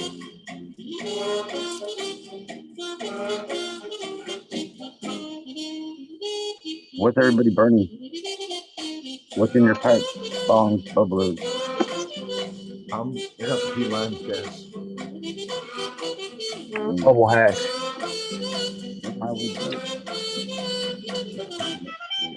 Still almost an hour later, smoking that very same Columbia. Shit. I just woke up, so I'm like fucking Morning. getting high in the morning. Dude, you're the late night host. I was watching the rest of the live stream this morning, trimming it. Fucking Robert was just, That was Koski number 20 million. I don't was even it remember like 6 in the morning or whatever. I don't remember it. I was like all copied out. I was like, fuck. Not even myself. I was like, ah. And the chat room was full. So I'm just like, fuck. Why? Fuck. I forgot we were even live. Fuck me. I was telling Eagle he's gotta listen back to it. Like greenfingers. Y'all had like all kinds of shit planned. Like, oh, They didn't fucking come through today. I called them both. Like 30 times I called them both. I was like, come on, guys. Nothing. I was like, fuck. Yucca was ready. Fred was like, after supper, we could do it. Then fucking never went to bed. Funny thing about that was I hadn't watched the episode back yet, so Really? Yucca hit me up, and he was the only one that hit me up. Neither one of you two had hit me up, so I didn't know what the fuck he was talking about. He's like, yeah, he messaged me. He's like, man, forget this. I don't know what's going on. You guys didn't even message Eagle yet. And I was like, no, because Redfield's supposed to message me after dinner. And he's like, oh, okay. Well, I messaged Eagle. And I was like, yeah, I figured. I was like, I sent him a song today. Send him a daily song now. I was like, man, I'm listening to music and I think of Eagle. So it's like, I'm going to send him this song. Fuck. So that's what I do now. I'm like, shit. Did you like any of those two last songs that I sent you? Last one was good. That first one was hilarious, man. The video to that first one was great. I was like, man, Cowboys Don't Cry. These are the greatest friends I've ever had. Cowboys Don't Cry, or what was that shit? That was great though. That I thought it was the Mr. Rogers one. Like, what's The the Hangover. Stoner? It's the funniest shit. Yeah, that was great. It made me laugh all day when I watched that guy. I was like, fuck. Even though the song was sad, but it made me like, yeah. wasn't sad. It was like perfect timing for me. I was like, shit. Good music. Sacred Garden wants to know if you make beets too. And if you do you make tomatoes? I'm just curious. Who? Yeah. Sacred Garden. Who's in chat? Who's watching? I popped it out. I have it popped out right over here. I'm looking at it over here. And that way I can see it instead of going back and forth to YouTube, which I've just learned how to do that, by the way. I don't know why I did that I was early. gonna go in there and it's so hard for me to fucking. It's easier on a computer. You guys use the phones, right? Dude, I don't know how you do it on the phone. But it gives me the I option to tried go to back. do the show from the phone, and it is like I can't do this, man. I have trouble with my phone. I got a new phone. I don't like it, I'll be honest. I don't even keep it with me very often. I've been getting quite a few emails like, where the fuck are you? Why don't you answer your phone? I'm like, oh, whoops. It's in the car. Dead. No charge. Yeah, there it is. I had to make sure it's here. It's not in the car. I used to have one of those flip ones that was indestructible. I could toss that and knock somebody out with it and call home, you know. Then I decided to go with the, I got the peer pressure from everybody to get the little computer. God dang, $400 or $500 worth. And, Nextel was the only one that had a good construction phone. The downside was you had to have somebody chirping off your hip all the fucking time. If you remember that. The GPS feature alone is worth the price. I am terrible at directions. When I drive, I'm looking around at shit. I get lost. Just go around the fucking block. I swear to God. And my youngest son had the same problem. Then he went to work for FedEx. That guy can find ant on Mars now. I swear to God. He can directions, maps, fucking he knows like the back of his hand. One of the best FedEx guys out there, in my humble opinion, but I'm a bit biased, just saying. So we got the request to do some alien talk. You mentioned Mars. Mars, Dude, yeah. That's like, you want to hear some good shit? It's still crazy to me that we think we can fucking live on a planet way the fuck out there like Fuck that shit. Why would you want to, bro? Hey, let's go all the fuck out here. Like, come on. It's man. a frozen desert. Like, isn't it cold? Yeah, dude, it looks like shit out there. Why the fuck would you want to deal with it? I wouldn't want to. Fuck that. Venus. Is it a one-way ticket or is there like a return? Right. You probably get a one-way fucking ticket there, and you're like, hey, we're gonna drop you off. You end up like fucking Total Recall. And shit. Dude, it's bulging eyes and shit. Yeah, next thing your eyeballs are shooting out of your head. Yeah, shooting out your Good fucking time. head. I don't know, Schwarzenegger, like, get to the chopper. Yeah, get down. No, I'm good, man. 2.6 billion years ago, Venus was a Earth-like planet. Probably, yeah. It was. How do we know that? Well, we don't even know what the fuck's going on here. That's why I said probably, because it's just like history. You know what I mean? It's his story. I love how we know all this shit that's going on like billions of miles away. We can't figure out what the fuck's going on 2 feet in front of us. Science. I love science and all aspects and shit like that. But like, so the media has told you like what not to believe, and it's like what to. I don't know, man. It's fucking controversial and shit. Then you have I like everybody's opinion. No, we like controversy. That's why we laid into it with the, hey, we're all friends here and we don't have to agree. And then we just went after the gut, the jugular. Yeah. No, we just take out our He's like, we just take out our with a knife, switchblades man. and go at it. Right, we're like, fuck you. Just poke your jab. We're all friends here. I love it, dude. I love shit like this. You know what I mean? It's like, speak your fucking opinion. If you don't have your own word, your own way of thinking, then it's like, you can't be into it, individual. It's like, just fucking have your own individuality and just fucking say your shit. Who cares? You know what I mean? We're all on a platform where we can kind of speak our minds. And it's like, you know what? If you can't, I don't know, get balls up to fucking do that. Fuck it. You know what I mean? So if you have an opinion, you're going to get resistance, and that's fine. Always, man. Not everybody's gonna ever fucking sit there and say, your way's the best though. This is I agree 100%. But you know what I mean? And that's what conversations come about. That's I have no problem with that. But Right. You don't think the way I'm thinking. God damn it. You know, it's a holy shit, guy. All right. Escalated quick, sorry. The way I'm thinking. It's like, Yeah. you change your mind a little bit. You didn't put any money in the collection plate, I noticed. That's not a noise. Yeah. It wasn't $3 like there usually is there. Look at that. Now that's a knife. Yeah. Holy fuck. Where you God, going? that thing To the looks jungle? fucking. I know, bro. That thing's fucking serious. Up there, you need it though. Honestly, there's a jungle up I've there. seen some crazy knives around here, bro. People Yeah, people with look at machetes those are around my area, badass, bro. man. They'll Oh, fucking chop your I leg. put mine away. Eagle wins. What the Right fuck? now, My garden I tool. wish I had a handgun. Oh shit, Thunder Dan's got one Oh, too. Thunder Dan is a nice everyday fucking carrier. Oh, It's he's a- got, This is he's, nice. he's garden got tool. he's got a Fuck, gilding yeah, knife. He's That's got a a nice gilding knife. A This little hook fucking on guy, it. work. yeah, It's got definitely. a rope cutter, everything. Ouch. This shit's my gardening double tool. edged, fucking super Yeah, yeah, that's a illegal tool. on Eagle Stream. It's all right, dude. Good Straight up shit. tool. Definitely Nice. fucking. That thing's a weapon, bro. Good shit. That thing's a beast. You should Yeah. fucking manufacture that. Where'd you get that from?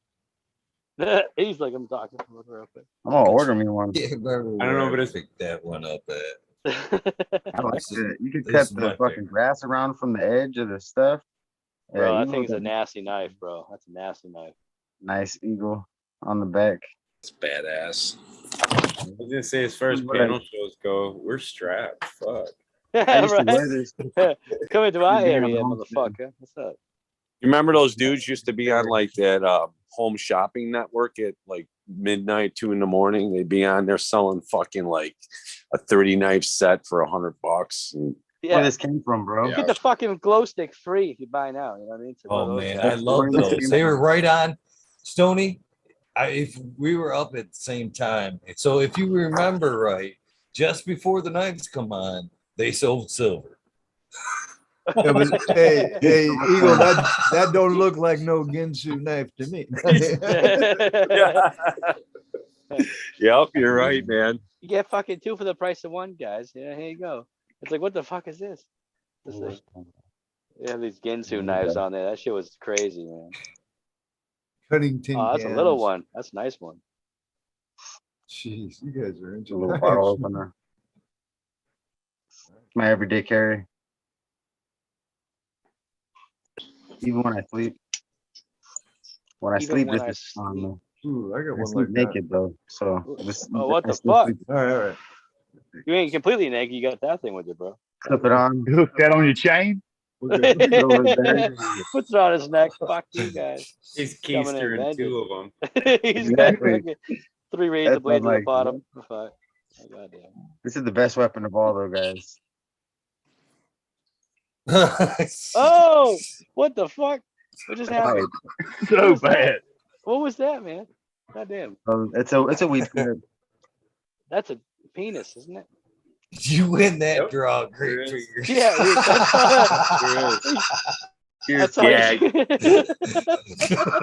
I'd be running from you with that fucking thing in your hand for sure. Jesus Christ, Like a man. I'd be like, bitch. what the fuck just happened, man? You want to hit, bro? No. Yeah, nah, Oh. you know what? It's all you, bro. It's all you, brother. It's all you.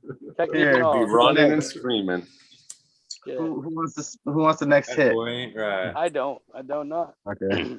I can't be on screen when I do it, otherwise it is very we could get put it out. It's thought provoking, yes. In not a good way. It's the way you cup them balls while you hit it. I was gonna say the same fucking thing, man. I'm gonna stop. Oh, You got gentle. gentle fingers. Now I know why they call you green fingers. You definitely won that round of rock, paper, scissors, bro. I came in there with the smallest one and I won. You sure did. dude. Came to a Bro. dick contest with the smallest peenie and I won. Hell yeah. Christmas. Fucking can't breathe. That's a knife. Great therapy session again, gentlemen. Yeah, Save it's all me- fun, man. It's all you in saved fun. me a This is ton of money. great. This is fucking wonderful. Oh man. Fucking funny. Laughter is the best medicine right there. Jeez, my chest hurts. Oh, shit. I still would have expected it to to be bigger though, greenfingers. No, That's that's what she what said. everybody thinks. They think I'm like 6'4", and they're like, "Man, you're a giant and shit." And I'm like, "Dude, I'm like 5'7", and I'm fucking like Hey, hung like a fucking baby." green fingers, you may, hey, dude, green fingers, you may not bottom out, but you can just bang the shit out of the sides, brother. So just don't worry about it. I know. I gotta beat them off with a stick. Literally. Hey. And I'm so small. I'm like, come You're on. small, motherfucker. I'm 5'3", bro. What you got? 5'7", you said? Okay. Hell yeah. So The smaller the better, bro. That's what I'm saying, man. That's Compact. what best tank growers are. They don't realize how strong somebody's small, like how small this we're just more strong. I'm like, I don't know why. Dude, look Yeah. at Koski's tent, dude. That's why. I mean, he's My- right down there. My with the brother's fence. fucking like the same size, like he's like 5'3", and he's like fucking way stronger than me. And he's like Yeah. a few years younger. He beat my ass. Like Fucking- I'm like 5'3", 185. Shoot. Yeah, that's a bowling ball. That's Yeah, a fucking yeah. fullback. Yeah. basically. Wibble wobble, but they don't fall down, baby. Boom, that's a fullback, which fucking the Bucks could have used today. God dang, I can't believe that game. That Yeah. fucking game was amazing, bro. That was a good Oh, game. One of the best games I've seen in a long time. The other football game was awesome too, bro. Holy Yeah, shit. they're really. I don't know. I'm just getting Hey. back into watching football. Wait, what Right. just happened right now? We went from a black penis bowl to football. Football, that's well, what we're happened. going back to Fluidity, where bro. That had a Char- small penis. We had to be flexing the big one. Charlie's got a phallic device there. He's got in his hand, and he Yeah, wants to yeah, put- listen. I was just realizing when I first got on camera, this thing was in my pocket. It's where I keep my joints, and Right. this top comes off. It's an old thing, so thinking to myself, going, they think I was scratching my balls or something when I was just making sure through the pants. When he said back away, I'm like, what the fuck, man? So He's like, dude, No, hammer the camera. no, The fucking camera that- goes up. We have ball shots right fucking there. no. That only adds to I'm it. thinking to Willie. myself, That going, only fucking wait a adds to the second. fucking humor. No, because your fucking waist was front and center the whole Yeah, time yeah, you yeah, were yeah. talking, Yeah, brother. dude, It was looked so like yum Lil yum Willie the when he whole stopped. time. No, I man. get it. I just thought it'd be funny, but it didn't look Oh, like it because I was putting the top back on it. I'm like, this fucking didn't look like I was fucking scratching my nuts. That's all. Stop laughing, That's bro. funny. That got Willie. me so fucked up. That makes it even funnier. No shit. An age-old trick. Fuck. Clearly. Man, that shit had me dying that whole time. Now I just think Yeah, it was planned. Now it just seems Yeah, dude, planned, it Willie. was like a skit. It was awesome. Honestly, though, he talks just like every other older Yeah, it gentleman was, dude. I speak with around my area. The same way, dude. It's just like they go 60-year-old jump man, they up. just I fucking, love you know. it, man. I love it. To go to a breakfast spot in the morning, same thing. Guys talk my ear off, and I'm like, where the fuck are they going with this? It's going from this. Yeah. I'm like, are you as high as I think Boston's you like, are, or am I I as high as got you a fucking think I serious am? Boston Southie accent, though. That's where it comes Oh, from. I got a Southie Yeah, accent. I'm right outside of I'm like fucking. I'm about 15 minutes away from the I city. live in D Street. I used to fucking, it was my backyard. Most of my friends in North End, Southtown. That was back in the day, though. I was talking, you're talking late 70s, early 80s. Fucking wicked cool. Most of my friends are down there. It's just I have mad respect because I never hear another guy on the fucking panel that's like usually from Boston like that. He's like, need him, fucking da da da da, this and that, and I'm like, oh, dude, he's right from my area. This is fucking great. Is that I what think you guys say all the time? Wicked cool, right? Fucking wicked cool, bro. Yeah. I worked with a lot of Boston guys downtown, Wicked man. awesome, Jobs. usually. Wicked. Yeah, awesome. wicked awesome. That's it. Oh, that's wicked awesome. I'm Wicked like, what pisser. the fuck? Wicked Yeah, pisser, wicked usually. pisser. Yeah, there you Yeah, go. wicked- I haven't heard Yeah, that it's one. not in a while. pisser. Don't say Pisser. pisser. It sounds Fucking fucking weird. pisser. Pissa. Pissa. Pisser. Yeah. Yeah. Like a pizza, Pissa. but pisser. Yeah. Pissa. Get the A I right. played hockey for most of my childhood, so playing hockey in the Boston League. Awesome, On every man. corner. Oh, yeah. was friggin- Oh, Fucking yeah, Bobby wicked, Orr, wicked, man. Wicked awesome. Yeah, I got an autographed stick from him from when I was a kid. Dude, I love Boston. That was my favorite team. I hated the Hawks. Actually. Not just It's the a stick. fucking hard city, dude. It really is. It kind of it gets it's Bill really Russell said he'd never live here. subdivisional. You know, That way. We're So- still kind of like that. It sucks. But a lot Russell said of he'd never shit in the, never in the buy it. city. Derek Sanderson was my favorite player when I was a kid. He took on the whole freaking Canadian bench one time. Took off his shirt, took off his pads, and went over all shit faced on the ice. He was the Chip face is like one of first those player- things, bro. First player to get a $3 million contract. and he spent it all within within a year. He said he bought a bar in Boston, all this bullshit. He was such a drunk and a drug addict. Ended up homeless up in friggin' Montreal or something on a bench. Guy can't even walk. When you meet him, I got to meet all these guys. They can't walk. Their knees are short. Bobby Orr had reconstructive. I mean, back in the '70s, they couldn't do it to begin with. So he used to play this celebrity softball game every year. I used to go see him and Sanderson, and they actually had to walk him out to the friggin' mound because that's all he could do was pitch because his knees were so short, But that's Bobby Orr. But Sanderson was the same way. They had to walk him up to the friggin' home plate and the friggin' for those guys to bat. And you just have a DH, Yeah. But yeah. My best friend was the youngest kid ever to sign an NHL contract for a 17-year-old. Still holds the most. That's why I went to CM. CM back then was a hockey school.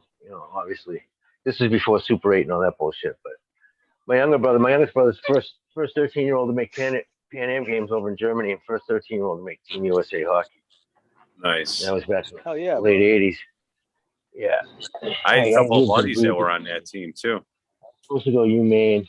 Shit happened. I didn't go. It's real fucking sports driven Partial boat. city. You know what I mean? It's real. Yeah, yeah. You meet a lot of people, and trust me, these fucking people are just people like you and I, and they get fucking down. And when the more money they have, and the fucking more stardom they have on the team, boy, I'll tell you what, I'm two sides to the state. We got a conservative side and we got a liberal side. Even though, listen, we always vote in a fucking Republican. A Republican friggin' governor, for Christ's sakes. Look at Charlie Baker. I grew up with Charlie Baker. He was his family owned a driving school in my town. It was called Baker Driving School. They taught literally generations of friggin' Needham High kids. I didn't go to Needham High, so I didn't do it. But Needham High kids how to drive. So good family. But anyway, but we also got all the schools. We got all the professors. We got all the doctors. We got all the friggin' liberals as well. That's why in the general, where the big money is, we go blue. But, we're a pretty conservative fucking state, man. We were founded by Puritans, for Christ's sake. They've been around for a while, bro. We're one of the first fucking people. It's a lot of history around this thing, you know what I mean? Yeah, you want to see a good, I think anyway, a good depiction of almost how Bostonians are still to this day. Is watch that miniseries with Paul Giamatti, Adams, when he plays John Adams, and friggin', it all takes place in Boston when Adams represented the Redcoats during the friggin', the guys that shot the British soldiers that shot during the massacre. He represented them, and because he believed in law, not feelings, not how you feel, what you think, just here's the law. But anyway, they the whole courtroom's filled with all these guys that are playing, just regular everyday Bostonians, and that's still kind of the personality that we have. And I mean it. It just kind of fucking weirds down, bro. It's just the way they act, dude. It just it's funny. Bleeds friggin' Boston. Yeah. Absolutely.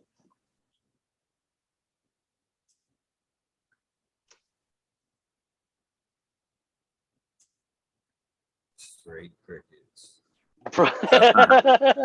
I was waiting for someone to start talking. I don't know, bro. I thought something glitched because it like blump, and he just stopped talking. I was like, oh shit, okay. Yeah. Cheers. What is that picture behind you, bro? It's not a picture. It's intense. It is grape cake times Blue Dream F2, called Grape Loca by South Bay Genetics. I got two phenos here, and they're on day 56. Looking pretty good, man. Oh shit. This one's fading out very nice. Huge fucking buds, man. I swear to God, like this thing's one bud. Beautiful. Look at that.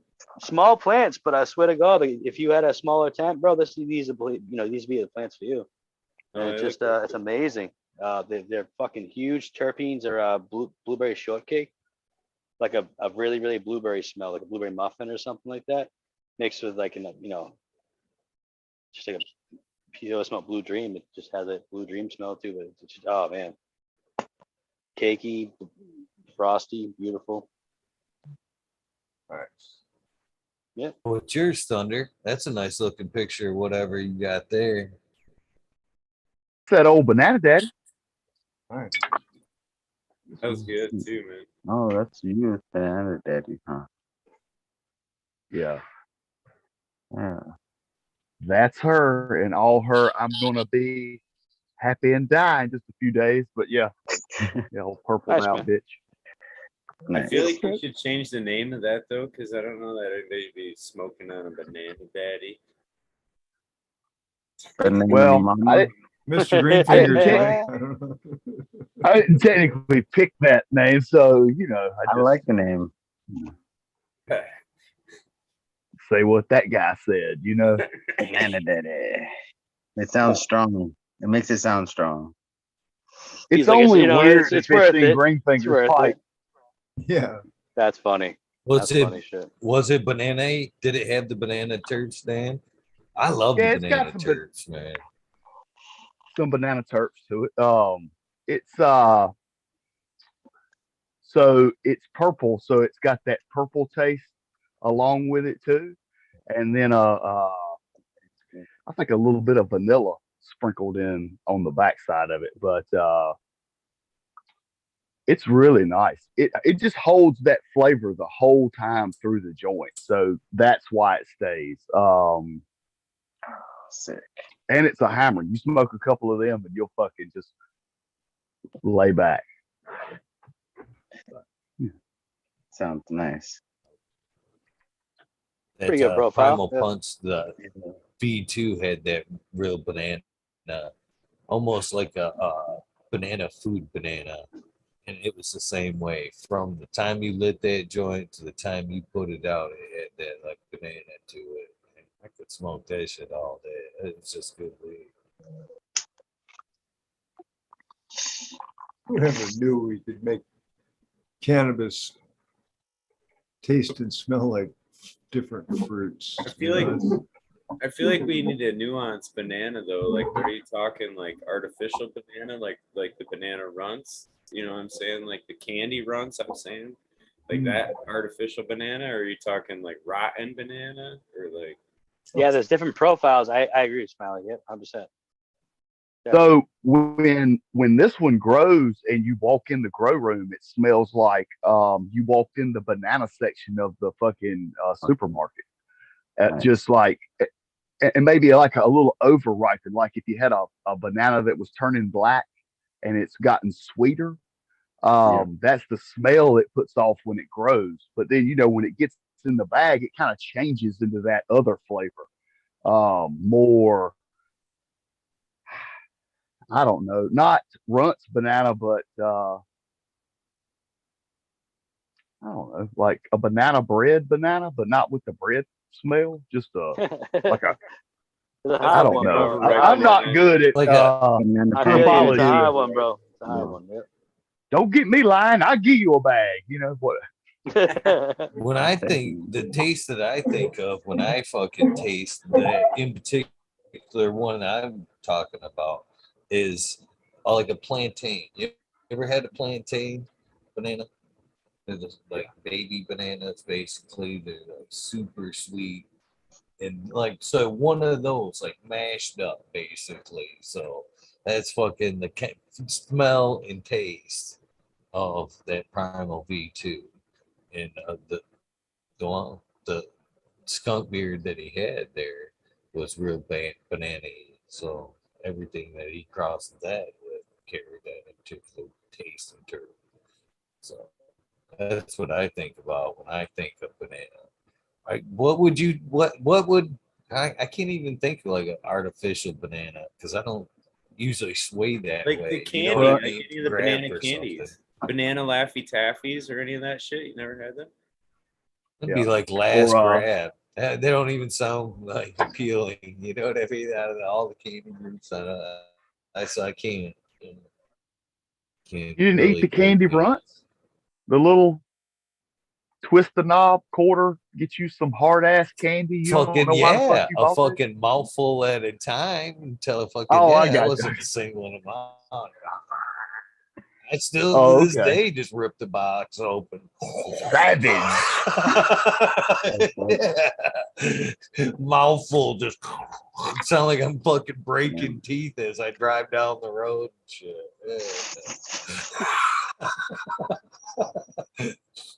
Okay. Okay. Terrible. Just basically chewing fucking sugar Honest. cubes and shit. I'm being honest, man. I mean, serious, man. Savage. Savage. Well, next time, after you get your couple mouthfuls in, single out a banana and go, this is what they're talking about, and eat that artificial banana, Tim. What about pudding? You've had banana pudding, right? Yes. Yeah. Oh no. Oh, No? it's easy to make too. Like it's super delicious and easy to make. I felt like Greenfinger's head was gonna explode that you've never had banana pudding. I was gonna You flip just- out. I was gonna fucking flip out. I just looked at my banana and started stroking it. Wait a minute. I was like stroking the banana like that. I was like, oh, he's never enjoyed good banana pudding. Nope. Banana Bro. bread, all that shit. I'm pretty sure you're not allowed to stroke your banana on the show. Yeah. Oh, okay. Nor Just eat saying, the pudding if afterwards. that's not a rule, we're making that a rule tonight. Yeah. Sure, No sure. pudding, no stroking, no pudding eating. No eating pudding from your banana. No, not after you struck it. Fuck no. Oh, Jesus, No God, no. tapioca. That's But immediate. tapioca. You've just found the ejector seat button. It was buried somewhere. That's what I use for a spoon in my yogurt though. Like scoop it up with the banana in my yogurt. Oh, Is that why everybody no, stares at me weird no. when I used to like I'm go gonna to show work you and eat camera. my banana and yogurt? They'd be like, what is he doing? No. I'd be like, No. Jeez. Come on. Stoney, you're being spotlighted. What do you got over there? Ooh, I Snow like that. cane. That's Snow nice. cane version 2. Like the color stone. Yeah, right? Looks like Oh, fucking shit. fall. that's badass. Beauty. Snow Fucking King, is that frosty. the one? That's the one Spartan picked. He won the competition with or whatever. And, Yeah, I don't know if this is the one. This is version 2, so I don't know. oh yeah, they took his version, I think, and made a version for the version 2. Oh, okay. Yeah, so this is it. Yeah. All Oh yeah. kinds of color. Flopping What is that one over. called? Yeah, it's pretty nice, man. It grows real nice. It's pretty easy to train. I'm happy with it. Just got to smoke it now. Did you guys ever smoke this stuff? I tried some a while ago. It's been a minute, but it was pretty good from what I remember. Frosty as fuck. Yeah, it's beautiful, man. It's 2 of them. Oh, They're beasts, man. They spread out nice. Yeah, I just let them grow up. Actually, they were bigger than all these other ones that grew fucking massive, and they just kind of just hung out. I don't know. Either way, I really enjoyed growing it. It's been fucking pleasure walking in there and not have to fucking bend branches and all that crazy shit. That's cool. Some of them. Yeah, I got these from Sequence, I think, gave me these. Yeah, it's a beautiful plant, huh? It's the first time I ever had one turn like that kind of red. Beautiful. Usually I get like this ominous purple. Beautiful color, man. Good job. Thank you. It's pretty much God, though, you know. I just water them. You just Enter water in the them. building, Mr. Meaulflower. 1 year ago today, he did his spotlight episode. So All right. you guys, let's go back and Cheers. see his episode. Go check out his episode. 1 year Good to ago see you, my today. friend. Cool. Cheers, Neil. Cheers, bro. Oh. Muted. Interpret the morning for it to you. Good morning. In the morning. He's muted, bro. Muted. Muted. Mute. Mute. Mute. He's mute. Hey. Drum solo. Morning. Morning. Terps in the morning. There you go. There for the morning. Morning. Morning. Monday off with a bang, huh, Meow? Yeah. It's a beautiful day out. Clear skies. Cheers. About every airplane coming in from America, no problem.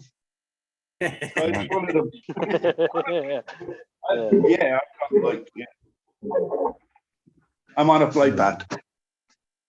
So yeah, beautiful suns this morning, beautiful sunrise.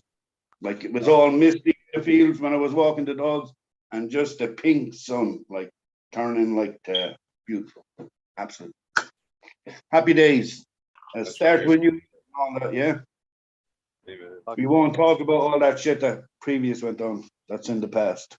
Yeah. On to newer things. So yeah. You must try and get some of your genetics over here, Smiley. Kind of, it's to be looking in on all this beautiful stuff is, yeah. So you're gonna have to, yeah, you're gonna have to start buying stamps. I'm doing it.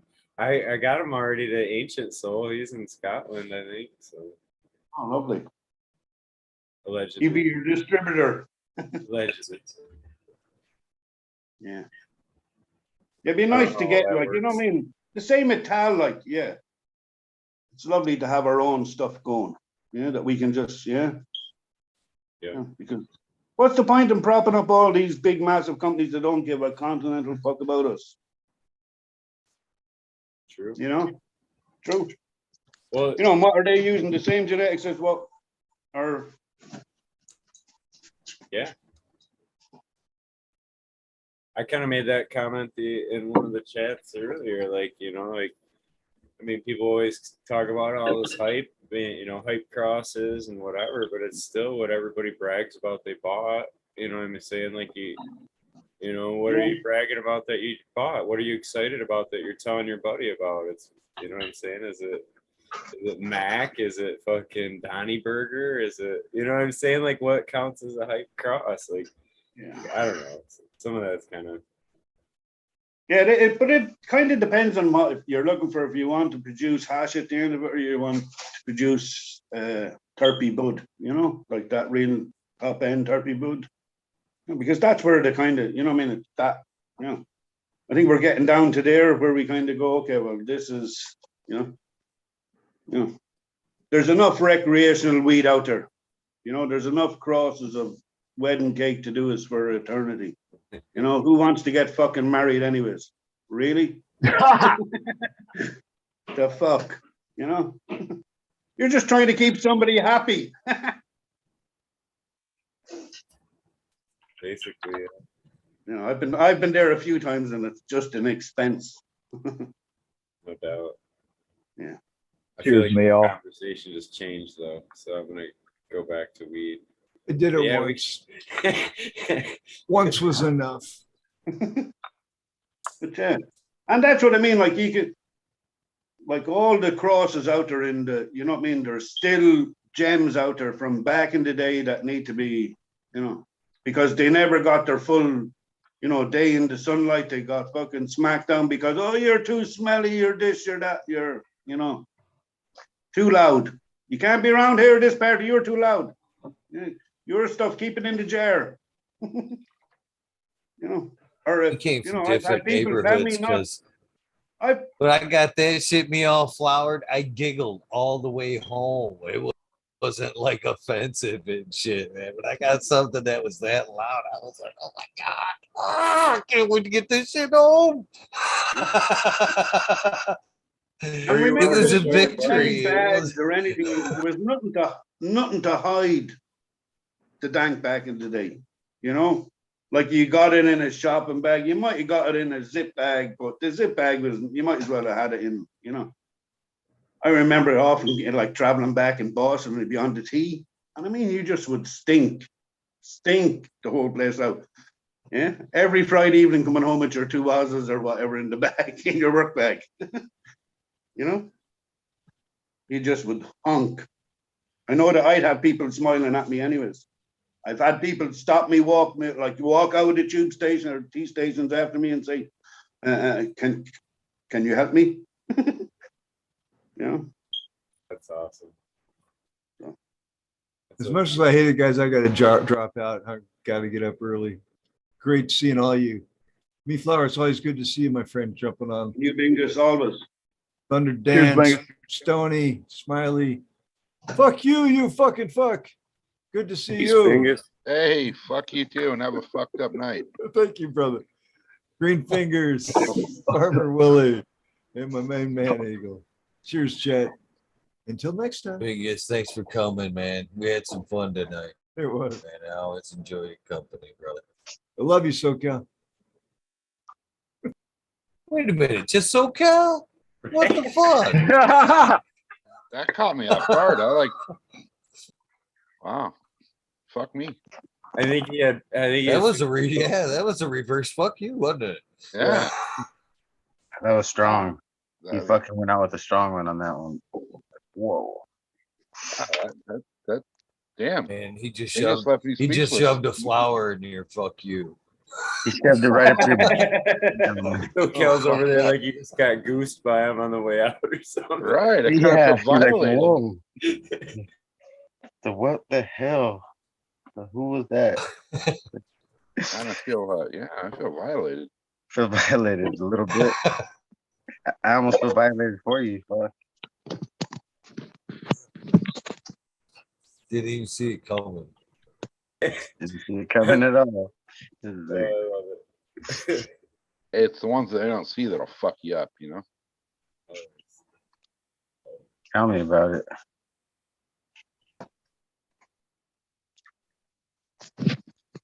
Man, that fucking cracked up tonight. That's been a fun one.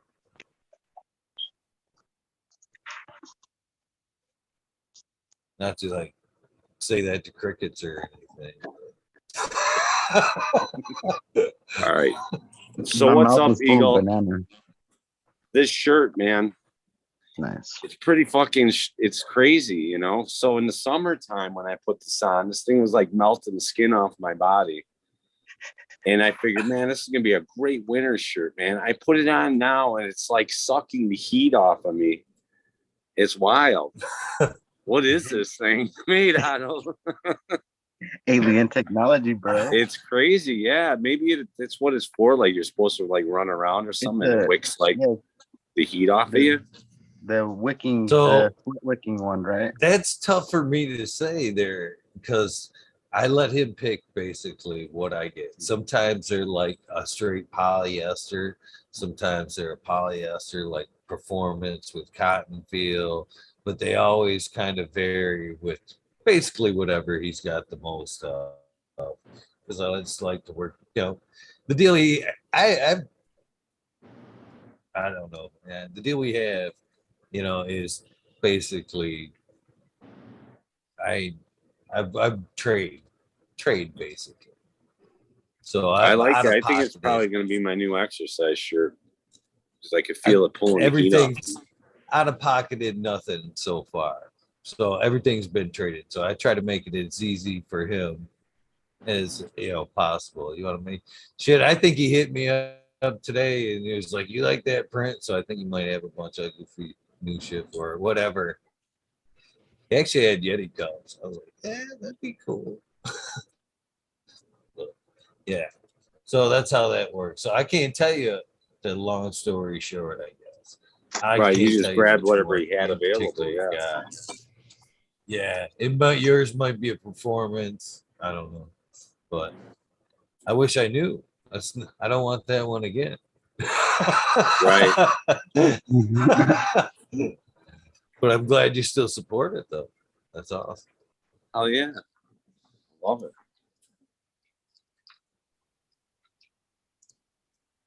That awkward silence. So I got a little funny story for you guys. I was out in the garage working on the bike today. I got all the parts shipped in for, to replace all the shit that I broke when I crashed. And I was getting pretty frustrated. So my neighbor comes over, and he goes, "Hey man, I gotta run a couple errands. Why don't you go with me? Get away from this shit for a little bit." Well, I don't want to. Where are you going? Well, I'm going to Guitar Center. Well, fuck, I haven't been in Guitar Center for a long time. So I go in there, and I walk up to the salesman, and I'm like, "Hey, can you show me like the beginner guitars?" And dude's looking at me like, "Oh, so you want to learn how to play guitar?" And I'm like, "Yeah, something like that." So I have him pull out this guitar, hook it up to one of their little demo amps, and I don't know if you guys are familiar with Steve Vai, but he's got this song called "Something's Dead in Here," Mm-hmm. and it's if you don't know the song, it's just fucking out of key, all fucked up, just sounds like complete shit, and on purpose. So I start playing that through their little practice amp thing, and the guy's like, "Hey, why don't we maybe turn this down a little bit?" So it just sounded like complete shit through the whole store. So I'm like, "Well, wait a minute, let me try something different here real quick." And I busted out with the Attitude song from Steve Vai. Indeed, everybody in that store looked at me like, "What the fuck just happened?" Pretty fucking funny story. I mean, you kind of had to be there to get the humor in it, but it was fucking hilarious.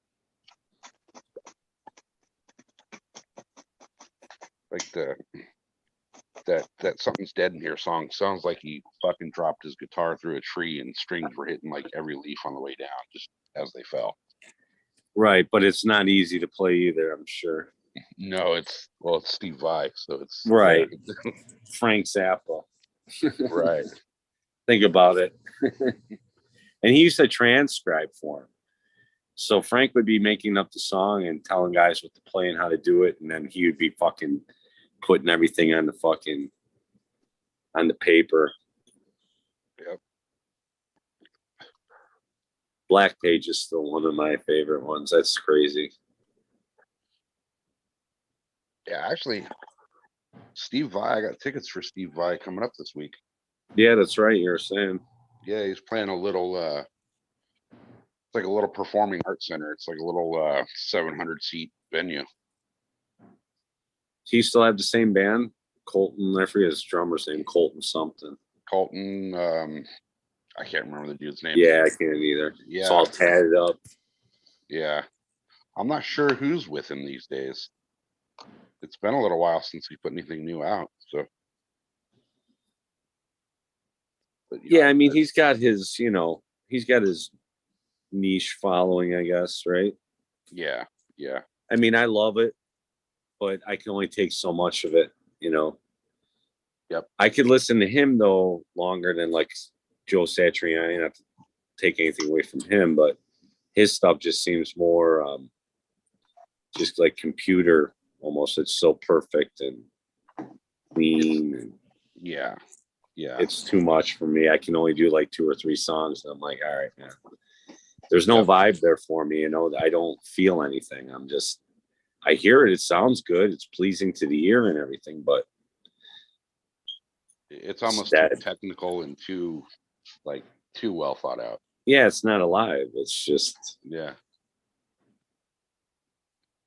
I don't know. Maybe if you saw him live, it'd be different, Because I call it opera rock. Right. It's almost like rock opera-esque. Steve Vai. Kind of just, I don't know. My opinion of it. Well, honestly, I think one of the best concerts I've ever seen was the G3 tour. Satriani, Steve Vai, and Eric Johnson. And that was just fucking sick. Just the 3 of them? They didn't have like Zach Wilde there and shit? Or no, it was just the 3 of them when I saw them. Yeah, I had some buddies went and saw them. They saw, I forgot when or who they saw. I know Zach Wilde was one of them. Steve Vai, Joe Satriani. I think Eric Johnson was there too. Yeah. There was like 4 or 5 of them though. Yeah, they've done a few different ones where they got the different people that show up with them.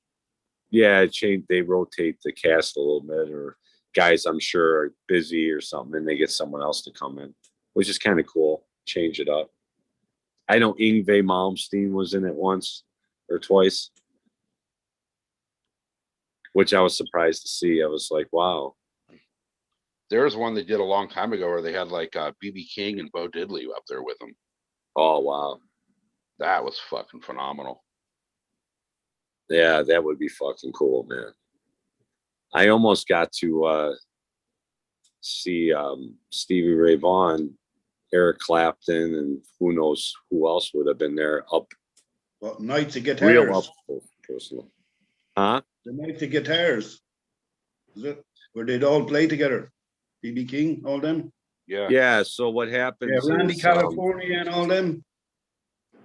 well, when they Right. come to Chicago here, they go right to the blues bars after they're done playing their shows. They hook up with Buddy Guy or fuck, I can't remember his name. He's a bass player.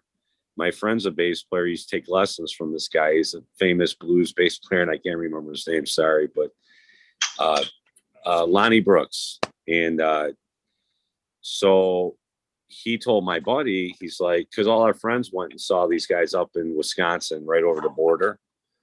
Eric Clapton and Stevie Ray were playing a big show up there. That's where he crashed. The helicopter crashed.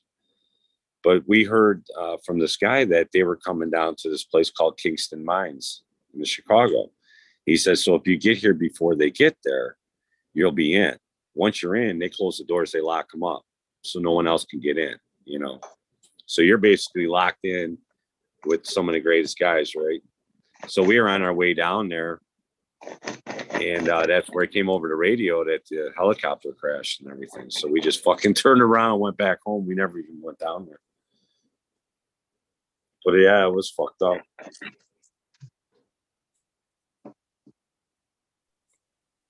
Yeah, that's sad when Stevie Ray died. That was a fucked up day. Yeah, I mean, I've seen that guy probably more than I've seen him 4 times.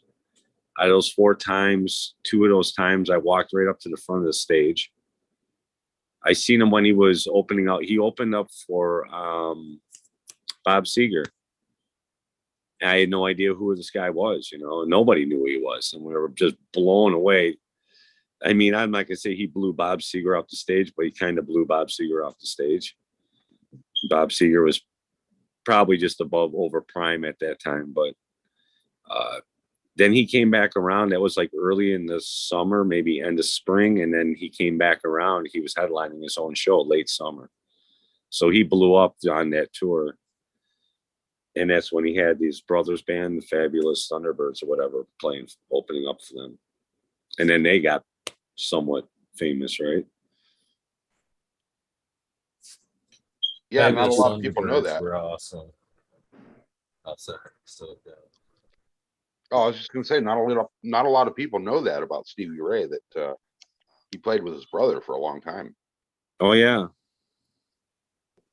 Yep. His brother was deemed a better guitar player for, you know, like he was more technical and he was smarter musically on paper or whatever. Like but yeah, Stevie can just see he had the talent, right?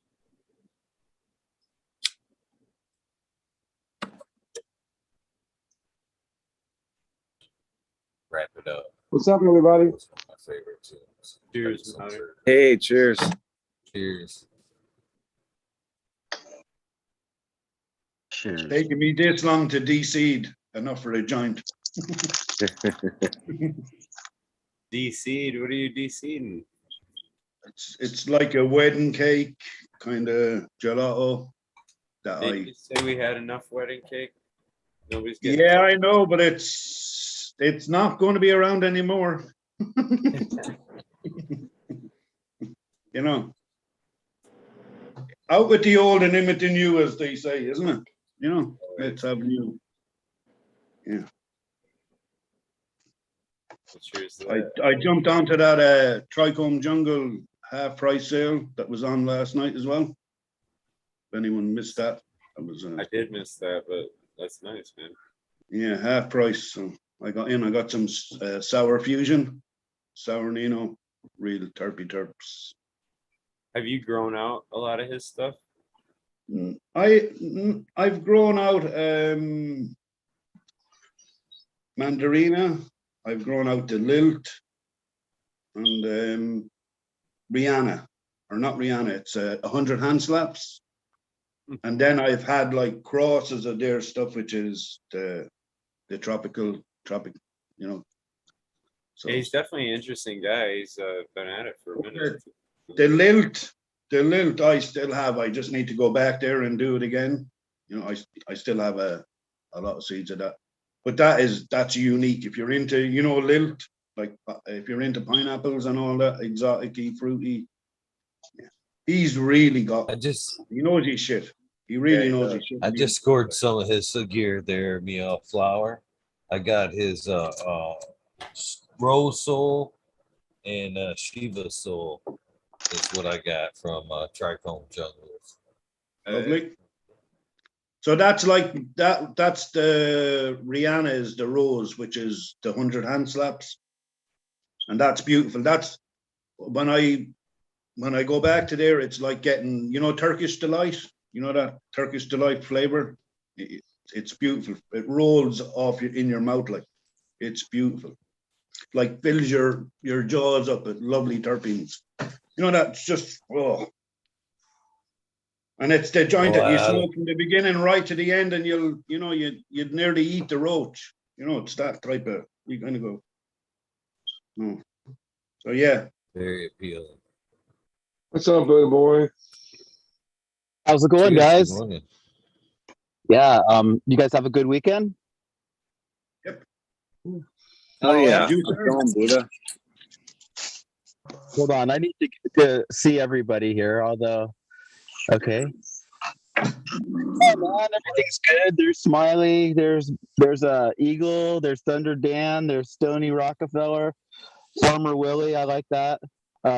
Greenfingers, he's been tough enough, and rough enough. Are you tough enough? And are you rough enough? Rough enough? And then we got meaulflower, and then we got Modern Genetics. I guess I just got reading everybody's name. Wow, there's that many of us in here. Well, let me tell you something. Chat, love you guys. God bless. I hope that your gardens are prospering or in the process of gonna prosper again. And otherwise, things are going pretty okay in my neck of the woods. Good. Cheers, Buddha. Right on. Let's have we're almost on the 20. That's really why I like to come in sometimes. It cannot resist it. It's like eating in the middle of the jelly sandwich, you know, not the crust, just the middle. Like my kids. Yeah, guys. This is the cream. I'm doing Cheese. I'm just eating the middle. Bought some blue cheese today. Strawberry filled. Awesome.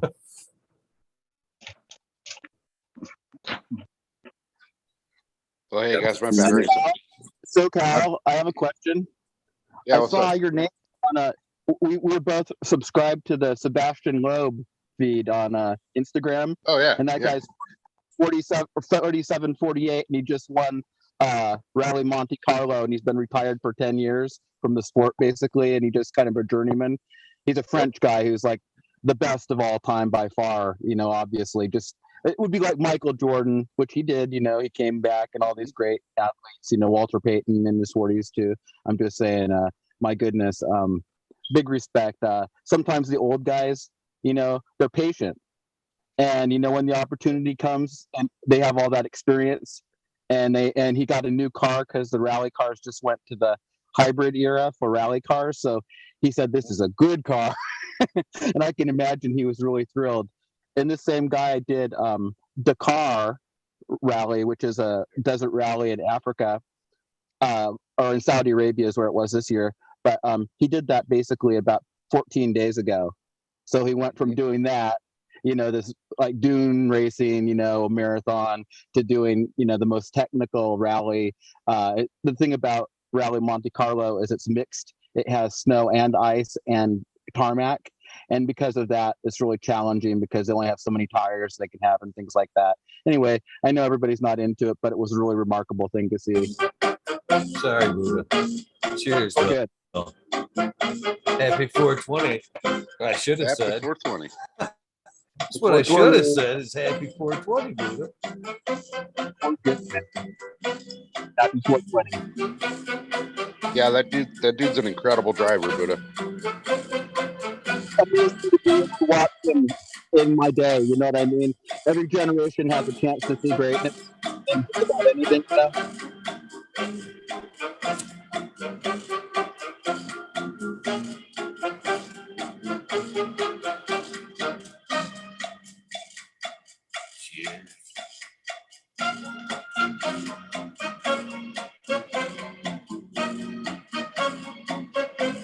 I think we should do another version, but instead of where it said I think we should just go cheers. With the Offspring version, we'll replace the with cheers. That'd be awesome.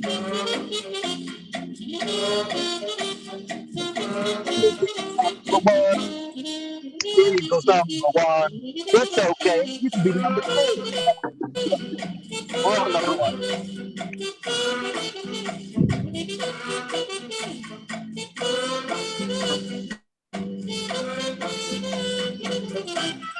Better than Prozad.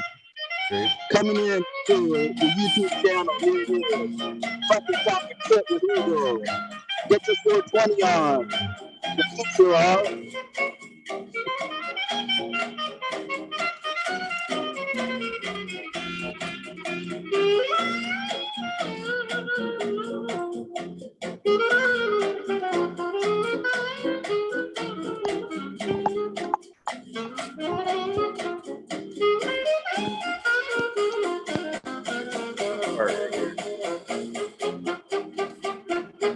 Fucking cowbell.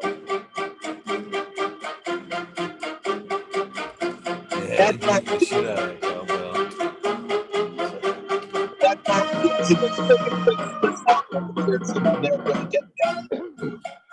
I mean, that last track, that was special. Right, Stoney? That drum fill was special. That's sick. That's the hardest part.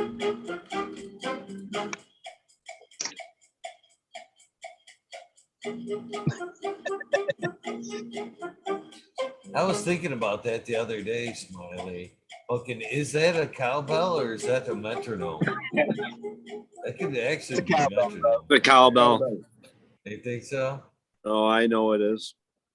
It's sweet. It's actually a couple of things. There's a cowbell and then there's a wood block being hit at the same time. Way cool, Stoney. I can hear it. You're spot on that. I hope so. If it wasn't for the I know. solo there, that's what threw it. I was like, because of the solo.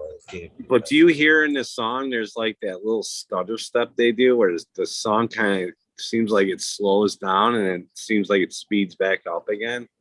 Yeah. Do you hear that, or is it just me? No, it's jazz. It definitely kind of skips a little bit. But and I'm telling you, man, that song needs to almost do that because of the way when you play it, it's funky, man. It's a real weird, it sounds real simple and everything, but I guess if you're just playing the piano, just hitting the notes, it's one thing, but when you got everything going and the way it kind of jives together, it's just kind of fucking, it's not easy, man. Sometimes that's how it is, though. So what you're saying is the real musical talent is in the cowbell. Fucking right. I got one for you, Smile. The cowbell intro reminds me a little bit of the song "Hair of the Dog" by Nazareth. Yeah. Now you don't mess with that. It starts off with that. Cut. You know it. I mean, it really gets you into it, though. But by the time that song, one measure of that, or a couple measures of that, and you're fucking on it. And or like the song "American Band." That's another one. Sure, Mississippi Queen. That's another one. Clarence.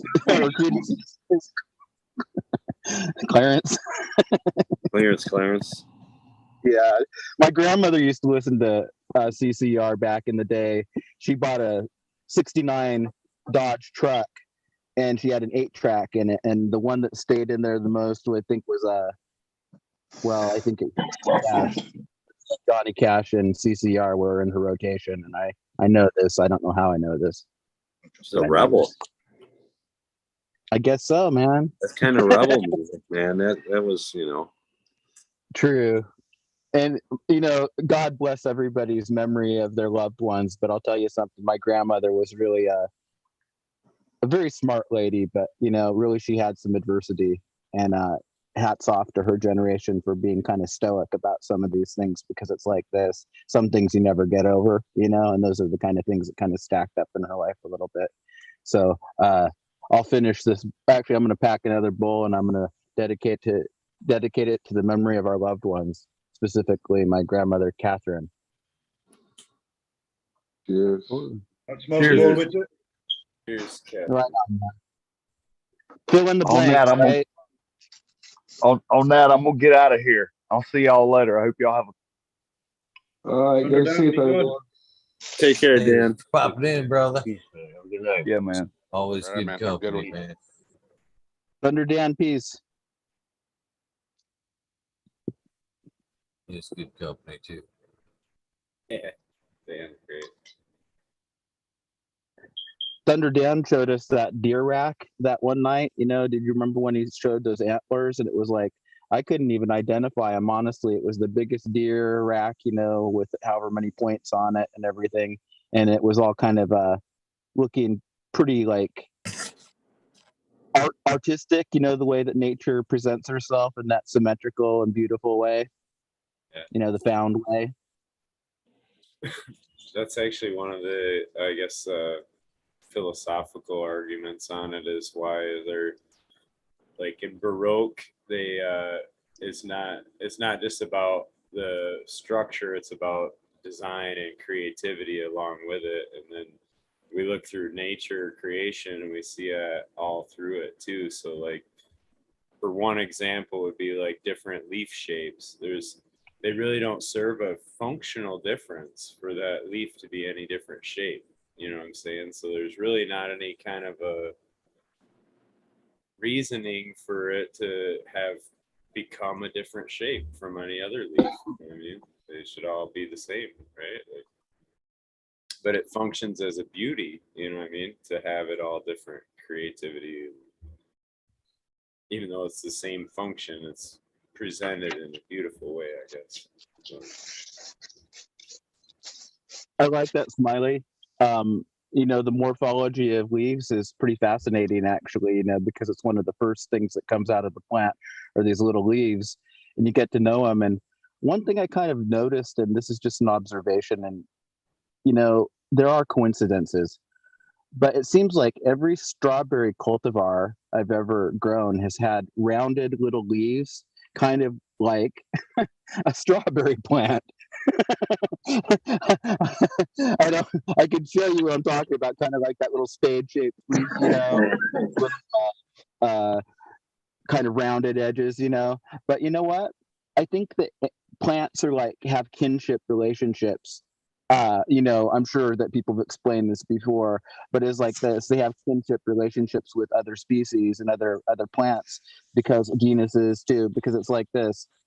I do think that there's no coincidence that when I was in Hawaii, I had several cultivars that tasted like coconuts, and I think it may be that they use coconut water. Some people do that, you know, in Hawaii, especially because you have an excessive amount of coconut, and it's very enzymes and things like that are crazy. Another thing is the blueberry. You know, you've seen that you just can only conjecture that this is from near a place that had origins where berries have the same terps or whatever. You know, there's a terp relationship to these things. So it's like this: when you walk through the forest and you smell you can smell mushrooms, or you can smell, you know, any of the vegetation, it has a signature to it.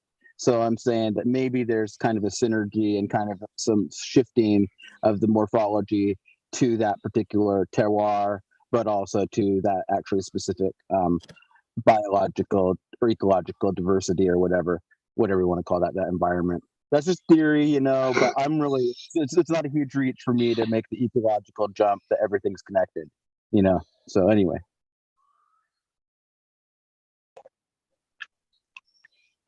Something to it. Yeah, man. Greenfingers has terroir right in his fucking compound. In my house.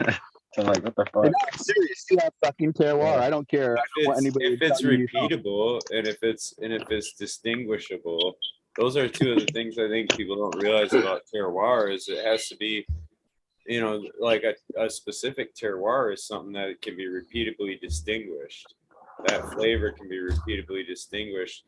And a lot of people can notice that. It's not just you noticing the little nuance of your smoke, you know what I mean? So it's not trying to make a laughing matter, but there is an actual, you know, a noticeable distinction in flavor, like with wines and different things that wine connoisseurs can tell you, you know, where that wine was from based on how well they know those flavors. You know what I'm saying? So there are signatures to that for sure, but it's how repeatable it is and how noticeable or distinguished it is. You know? Probably a more proper term for Robert's situation would be his biome. He lives in a unique biome, a microbiome or whatever you want to call that. But it's like this, there is something unique to his, he has a lot of life forms there. I'm just saying, I'm not talking around. Greenfingers for one thing is like, you know, I respect the man, but it's like this, he keeps kind of a natural flow going in his unit, I think. And, you know, I kind of do a bit too. You know? I live like right in the wilderness.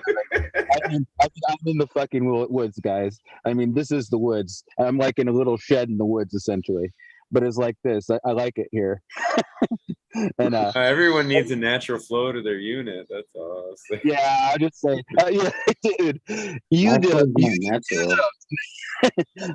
We'll let these guys talk. That's awesome. Oh, my flow's not natural though. My flow can go for hours sometimes.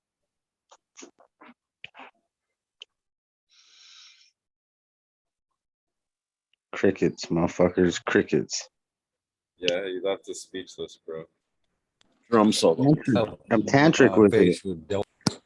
I go tantric, guys. I'm not normal. That's why I'm a hybrid. See, here's the coffee grounds. I was gonna show you guys. I'm just gonna sprinkle that shit. You know, if there's just some shit that we don't want to know. I want you guys to know we're a family, goddammit. I want you guys to be able to have things and be like, yes, that guy's fucking a beast. Just kidding. Dude, that's no way to talk about your girl. No, it is a way to talk about him. It. Say, SoCal, are you getting ready? I heard you got your motorbike parts coming, or are they here? Are you going to assemble and all that shit? Yeah, I got all the stuff showed up for the bike that I crashed, so I'm getting that all put back together. Crashed again? Well, no, I crashed once and I fucked up myself and the bike. Oh, I thought like that's just the last time. Never mind. So I'm getting shit. Getting that all put together, and then I'm waiting on the rebuild kit for the carburetor for the race bike, and then hopefully that shows up pretty quick because I got a race I want to do on the 5th. So, can you do that work yourself, SoCal? The carburetor work? yeah, I'll do all the you know, minor stuff, you know, carb work, replace the top end, you know, valve adjustments. But when it comes to like, you know, getting down into the lower end of the motor and, you know, machine work and all that, I don't touch it. Yeah, man. SoCal, you gotta get in there and match up the exhaust flanges, all that shit, man. It's all gotta be flowing. Everything's gotta be, yeah. I remember that shit. All them little ridges, man, that's all horsepower. Fucking guys be like in there filing that shit down. It's gotta be smooth. Yeah. And it's, I mean, when you're talking about motors, you're talking about, you know, thousandths of an inch. So, you know, you think, oh, I blew a piston or whatever. Well, a thousandth of an inch doesn't sound like a lot, but it is. A thousandth of an inch, you know, scratch or gouge or whatever in your cylinder. Doesn't matter if it's a motorcycle, a boat, or a car. That thousandth of an inch is going to lose you a lot of performance. You're all 4-stroke too, right? That's not a 2-stroke. Yeah, that's 4-stroke. Oh wow. See, that's what sucked at the two-stroke when I was racing when I was a kid, because the pipe was huge and it was up front like that. And you'd always take a fucking rock or a boulder, dent it, and there goes horsepower. Every fucking dent, man, you know? So there'd be some dude there that would fix it for you, you know, and you have to give him some money or whatever. Some guys would do it just to help you out, but there's always someone around that was like in a pinch, like, all right, give me $10, kid. It matters a lot on the two-stroke, though. A lot of people didn't realize that. But the way the gas exchanges through the engine, that back pressure was super important to how efficient that motor could be. Yeah. Do you ride Smiley? Huh? No, I used to race when we had snowmobile motors, so they were 600 triple cylinder skidoo engines, basically. So. Shit. I almost got killed on the back of a Can-Am, a little like Can-Am 125 or something like that back in the 70s. My friend Aaron had one, and he was a ne'er-do-well. As a matter of fact, somebody took me aside once and said, "Don't you ever hang out with Aaron." He's that type of guy.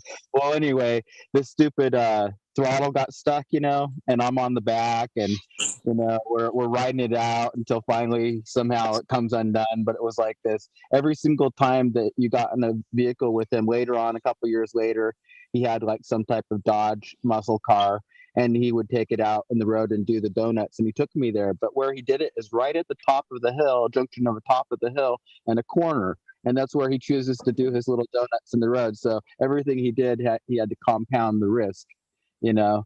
So he was like a true knucklehead or whatever back in the day. And I certainly stopped hanging out with him, you know, but it was like this. I'm sure he persevered. I know, those are the fun guys to hang around with.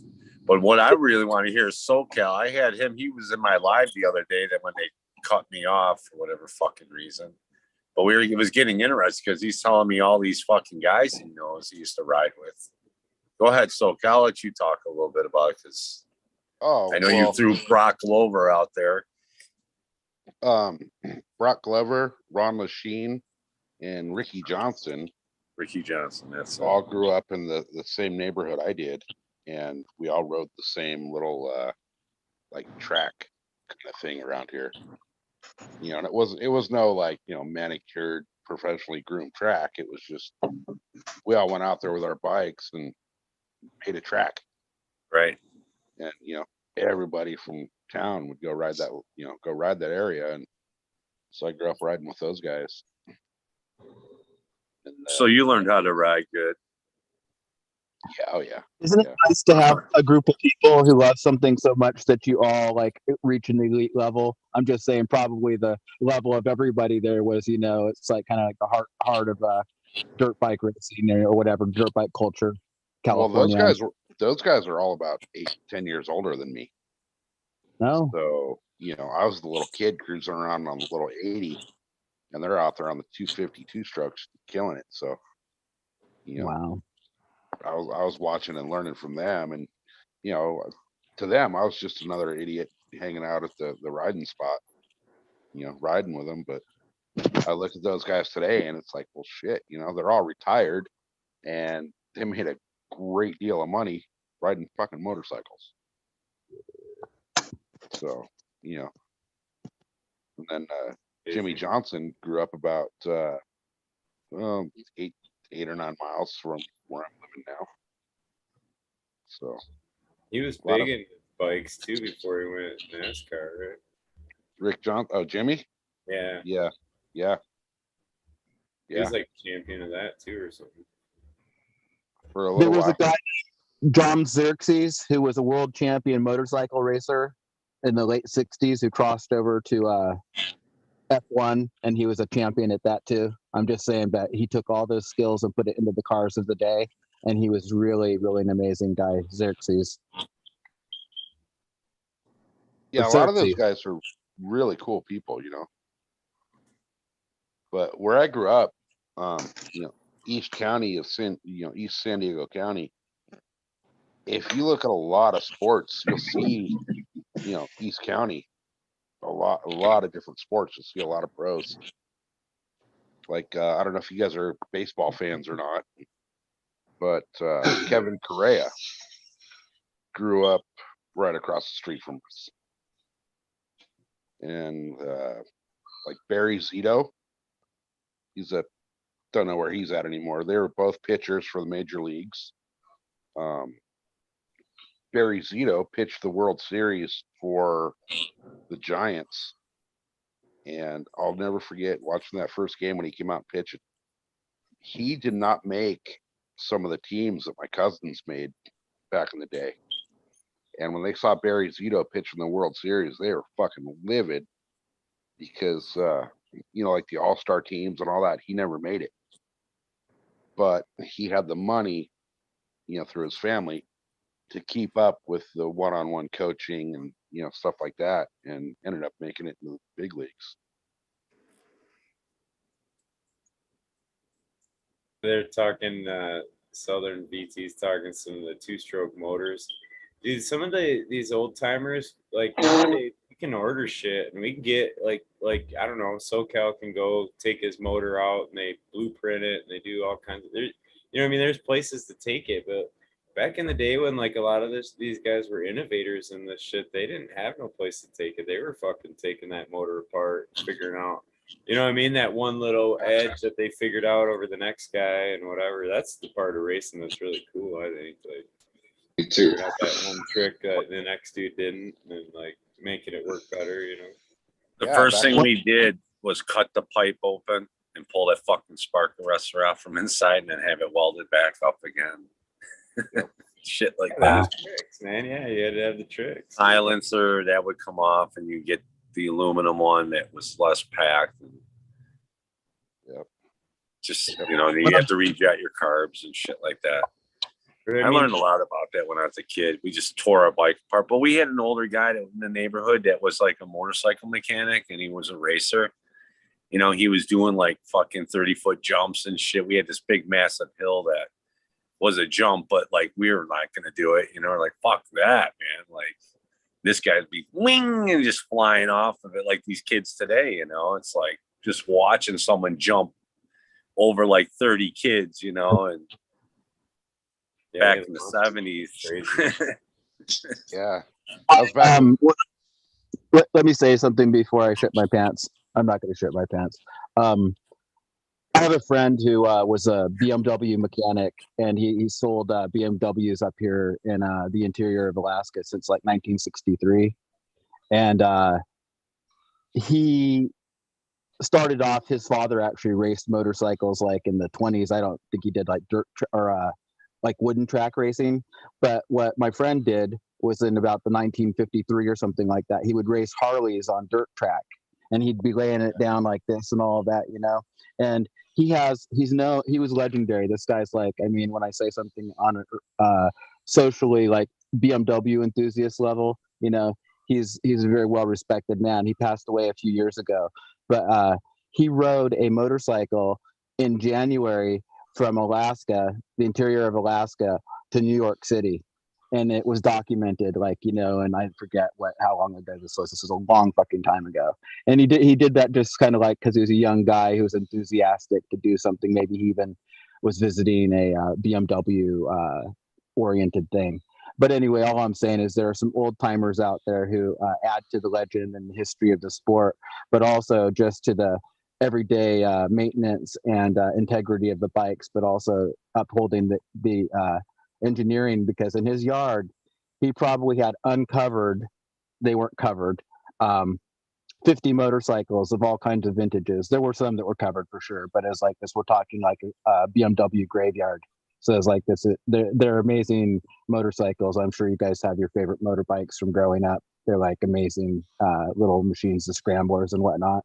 But anyway, that's all I have to say. George Ron, number one, fucking kicked ass, drove a fucking Dodge Charger today, fucking to the last day of his life, you know, and he was just right there embracing it.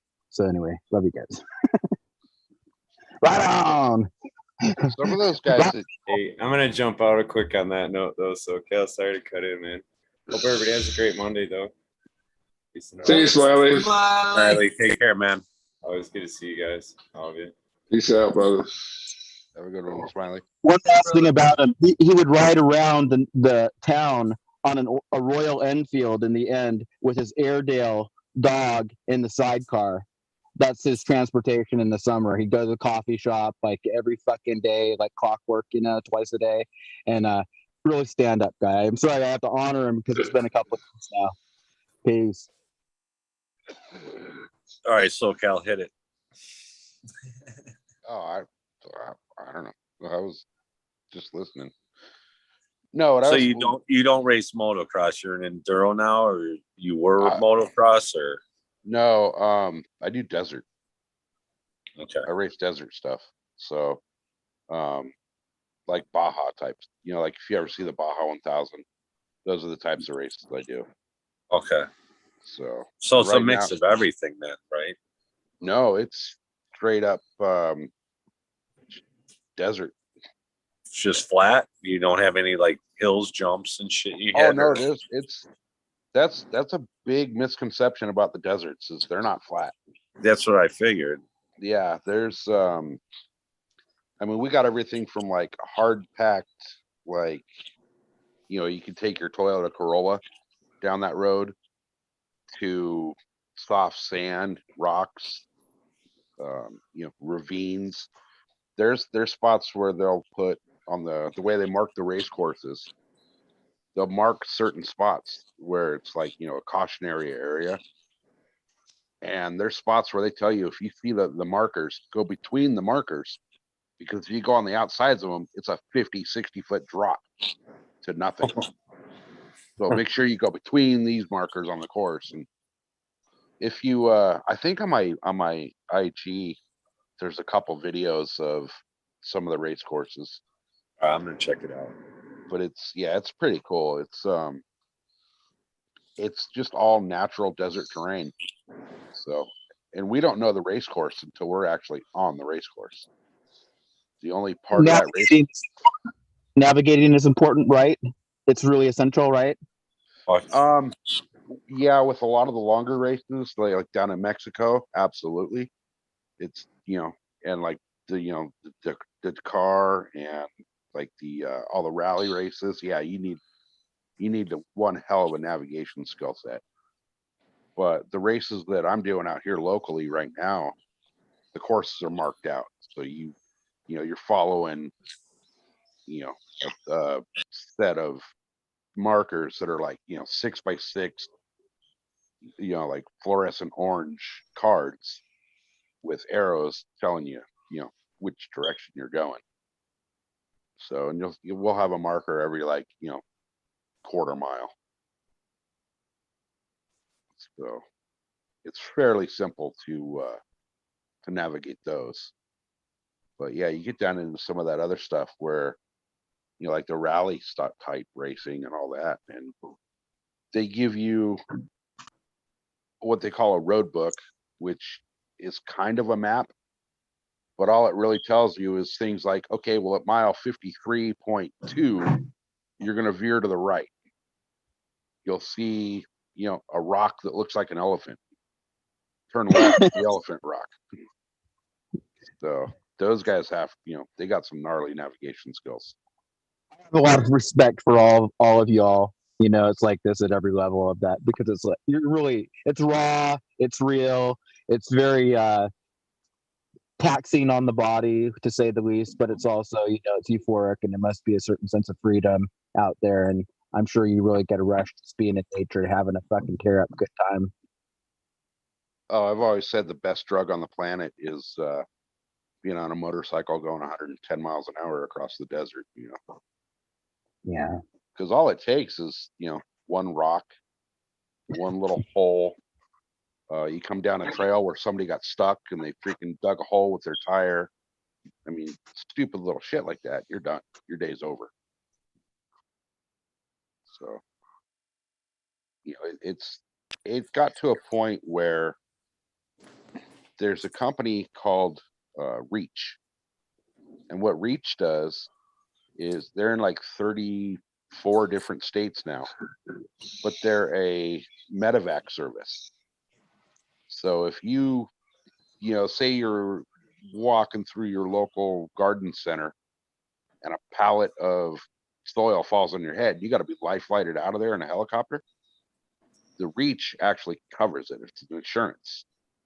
Because if you are in an accident or some medical situation where you got to be taken out in a helicopter, your bill is going to be $1,000 per minute from the time they load you into that helicopter till you get to the hospital. So when I started racing, my wife made me sign up for the Reach program because it's like $60 a year, and it covers your medevac. Worth So, it. but So what kind of bike are you rocking? What's that? What kind of bike you rocking? My race bike is a CRF 450. Nice. Honda 450, but there's nothing 450 about it anymore. It's Beefed got, up to what, 5? We're estimating about 506 cc's. So Nice. I know Wow.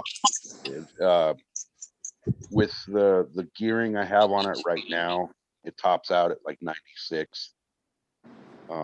If I put a little smaller sprocket in the back and get rid of some of my low end torque,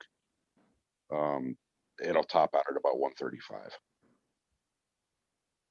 So, but to be going 135 miles an hour across the desert, yeah, Yeah. It's the wrong Fuck thing. that. Bye. yeah, I'd rather be I mean, on a street bike any day of the week doing that. well, I got another bike that I ride on the streets. You know, it's the Suzuki DRZ, which is basically a dirt bike with a license plate. But I'll tell you what, man, on the street, I'm a lot more scared than I am in the desert because, you know, in the desert, you know, yeah, you might hit a rock or you might hit a cactus or, you know, whatever. I've hit coyotes, I've hit cows, I've hit bighorn sheep, jeeps, side by sides. You know, I've hit all kinds of shit out there, but I've always walked away from those. Right. On the street, you know, when you hit the pavement at 60 miles an hour, it does some pretty severe damage. Yeah, I hit it around doing that speed without a helmet, so I know. Yeah, you don't walk away from that one usually. Oh, I didn't walk away. I limped. Right. I'm gonna My say, buddy, do you know? I don't know if you guys know G-Bay. He's on. Yeah. He's floating around in chats. He's got one of those, the same bike, the DRZ, Okay. and Yeah. he loves it. And he goes, "I love it, but I hate it." He says, "Because it's like I can't get on a highway with this fucking thing or any roads like above 50 because it's like it doesn't go fast enough or whatever." He's picking up the street bike now, but he loves it too because he jumps off. He's up in Canada, so you know he's like there's trails everywhere, so he just jumps off the main road traffic or whatever and starts cutting through the trails. And Yeah, That's that's why I bought the DRZ because it's a dirt bike with a license plate, so I can go ride like the state park where you know nobody else can really go unless you're in a street legal vehicle. But yeah, the DRZ is it's big and heavy and it's slow. But with yeah, you that's know, what he said. a little bit of motor work and a little bit of gearing changes, it'll get up and go. Yeah, So when I first bought mine, it topped out at like 74. And now it does, you know, 106 on the freeway. So nice. you know, 106 doesn't sound like a lot, but you know, on a It motorcycle is. on the freeway, it's a lot. Shit Oh comes yeah, up quick. It is. outrageous on sand. You must get some inertia going pretty well. You must cut through that sand pretty well because it's like that. I see them cruising at speed. But here's the deal: I didn't realize they reached their top end under even at 70 or 80 going across that wild terrain. You know, say you're in Mexico or Southern California or Dakar Rally. You know, in the Sahara or in the fucking Arabia. It's not without risk, but here's the deal. the way they do it, the raid ones, the longer ones, like I said, like you're talking about, like the Dakar, they do it like an adventure. You know, it's like a sense of like spirit of camaraderie. There's all kinds of even vehicles. I was going to ask you, SoCal, have you ever considered crossing over to try like a buggy or a truck or a side by side or something like that? Because sometimes motorcycle riders will do that. Sometimes they will do that. Sometimes. Well, they say with age comes a cage, right? So Yeah. my plan right now is when I buy a new truck, my F-150 is going to get turned into a strictly off-road truck. So I want to build it into basically a poor man's trophy truck. You know, I don't got the $5 million to build an actual trophy truck, but I got the patience and the tolerance and the knowledge to get it pretty close. So, but the side by sides, you will never catch me dead in one of those as a driver or a passenger. Those things, in my opinion, are the cockroach of the desert. I bet. There's every single race I've done, there's been somebody hurt because a side by side will come up to the race course, jump on the race course, and start going the wrong way. So you come out around a corner, you know, up out of a freaking trench or a ravine or something, and you come up out of there, and there's a side by side coming at you, and you hit them head on. Nice. You know, So they're the lowest on the food chain as far as the folks out there go. They're not. They attracts a certain type of person, maybe. well, yeah, because you know any idiot with good credit can go out and finance one, but they don't learn the unwritten laws and the desert etiquette. Like if you're on a trail somewhere and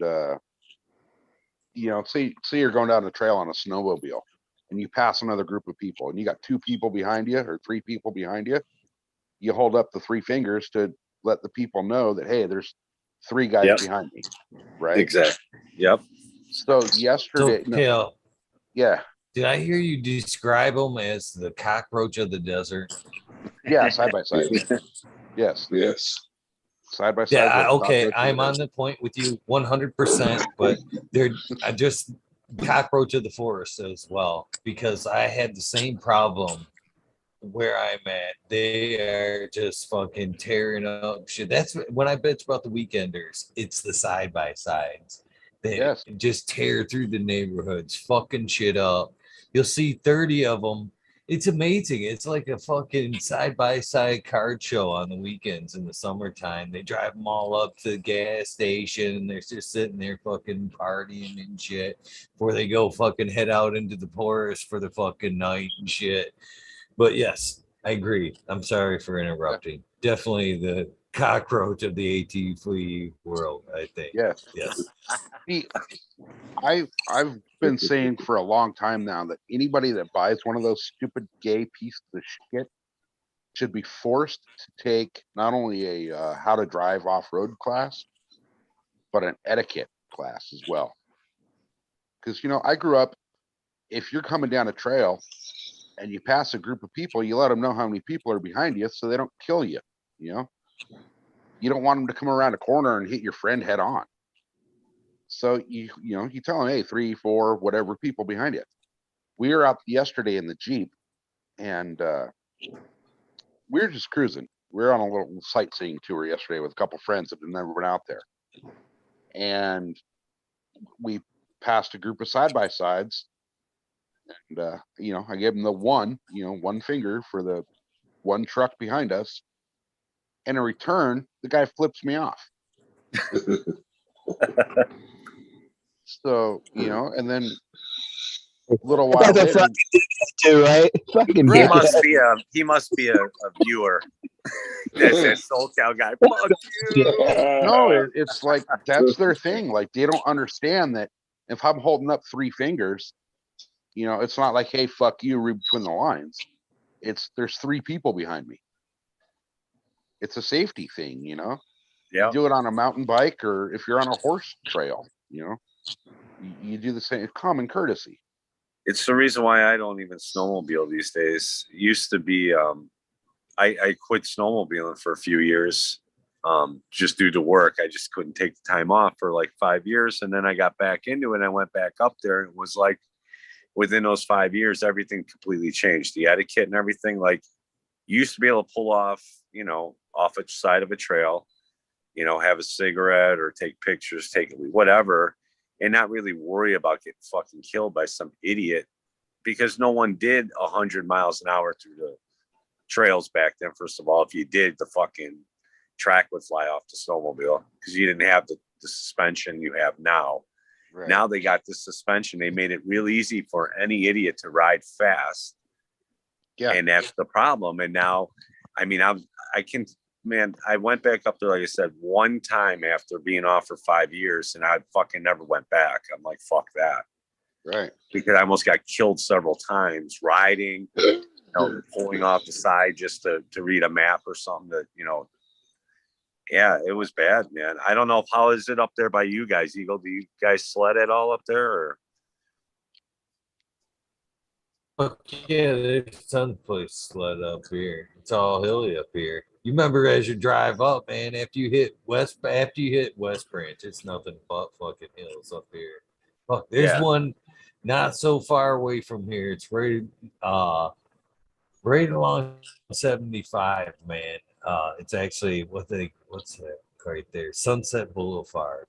Man, even in a car, summertime, anytime. Right now, it's scary to drive down in a fucking car, mind you.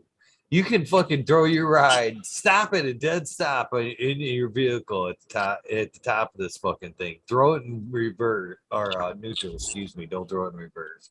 Fucking throw it neutral. And by the time you're at the bottom of this hill, you'll be doing 65, 70 easy in a vehicle. So yeah, we have places to sled around here. Yeah. Why does that road seem? Now, was that anywhere near Luzerne?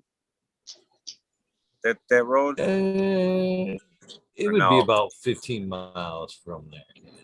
Because I remember driving into Grayling on that one road, and it was kind of like misting out. It wasn't even raining, but holy fuck, man. It was like hydroplane city.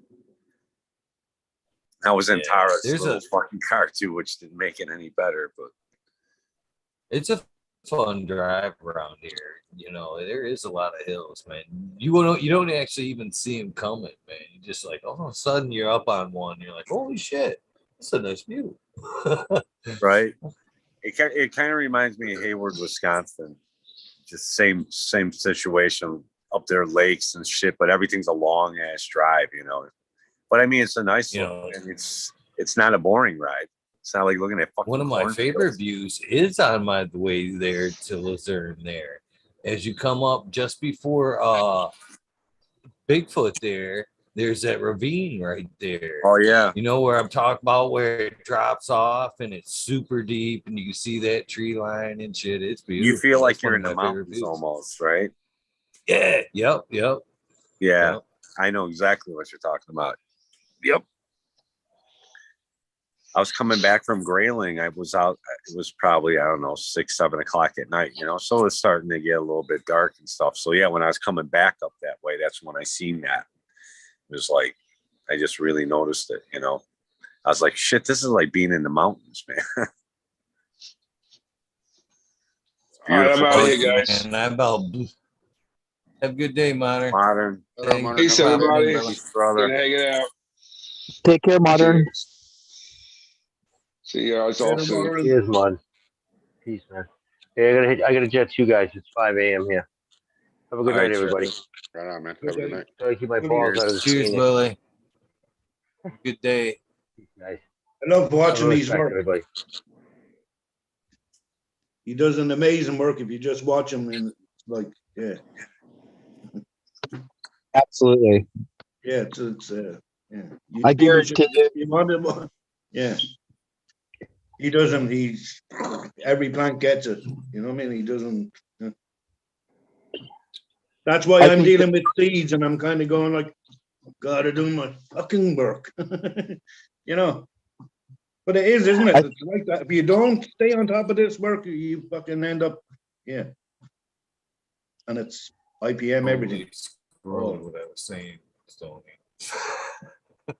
Sorry, meaulflower.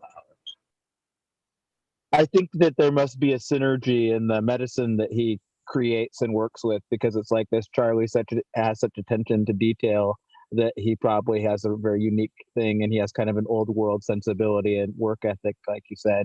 I'm sure he could work a plot just like anything, you know what I mean? And efficiently, because he has all the experience in business and management and all that. He's a fucking smart cat. Anyway.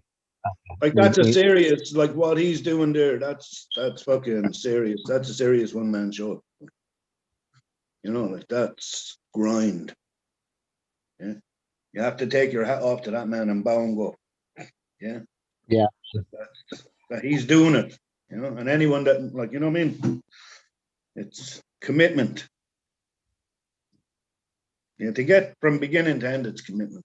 It's like you can't walk away, you know what I mean? You might get 3 days off, you know what I mean, to get away for that weekend and back, but you know, that's it, isn't it? All right, who needs the 9-volt battery for that smoke detector, man? Yeah, that's killing me, bro. Which one of you guys is it? I was gonna say that from the beginning. It's not killing me. It's just like being at work. I just want to go and fucking like fix it. No, it's killing me. Every 3 minutes or every 2.5 minutes, I'm counting down. I'm like 3, 2, beep. I'm impervious to all that noise and shit, man. I could sleep with jackhammers going off. It doesn't bother me. Oh, it's flower. You're out there twigging me now. Definitely not me, but here's the deal. I was gonna say, Stoney, are you hearing what meaulflower was saying about the attention to detail when you're scaling up? You seem like a guy who might, you know, sometime, I know you're gonna take on a new project, but you know, I bet you could probably manage a plot, you know. Well, I don't know. We'll find out. I'm looking to get a job at this grow op out here. It's fairly large, so I can learn to grow at scale. And so, because I need a job, I need some money. So I hear you. But yeah, I'm done with construction. I'm done. Huh? I think you're going to do good. You'll get, you know, you'll take notes no matter what. And when you get an opportunity, I know that you're the kind of guy who does his very best, and opportunity will open up. And when that opportunity manifests itself, you'll take advantage of it, and you'll probably apply what you learned, maybe on a smaller scale, you know, but with a deeper intensity or something like that. Efficiency, I think, is what it's about. But it's like this. They have like square footage licenses here. And the craft one is, I think, 500 square feet. And, oh, you know, no, this is big. This is. No, I'm talking about on the micro level. Oh, yeah, yeah. That they learn on the macro level. I'm just saying you don't have to. But go ahead, Stoney. Well, I mean, who knows where this industry is going to go, really. But I mean, in the end, I do see like people like us who don't want to work for someone, just do our own thing and you know, without having massive capital, we'll be able to hopefully one day open up our own place, like a winery, so to speak. Okay.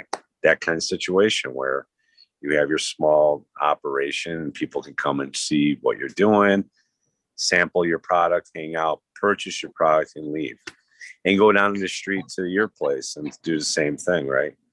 Because that's what people do at wineries. I mean, we have some wineries here. It's not like no one is a big wine thing, but I was doing it with a girlfriend years ago, you know, and that was the thing we did on Saturdays. We'd hit like 3 to 4 wineries that were in the neighborhood here. And, you know, I see it could go that way, right?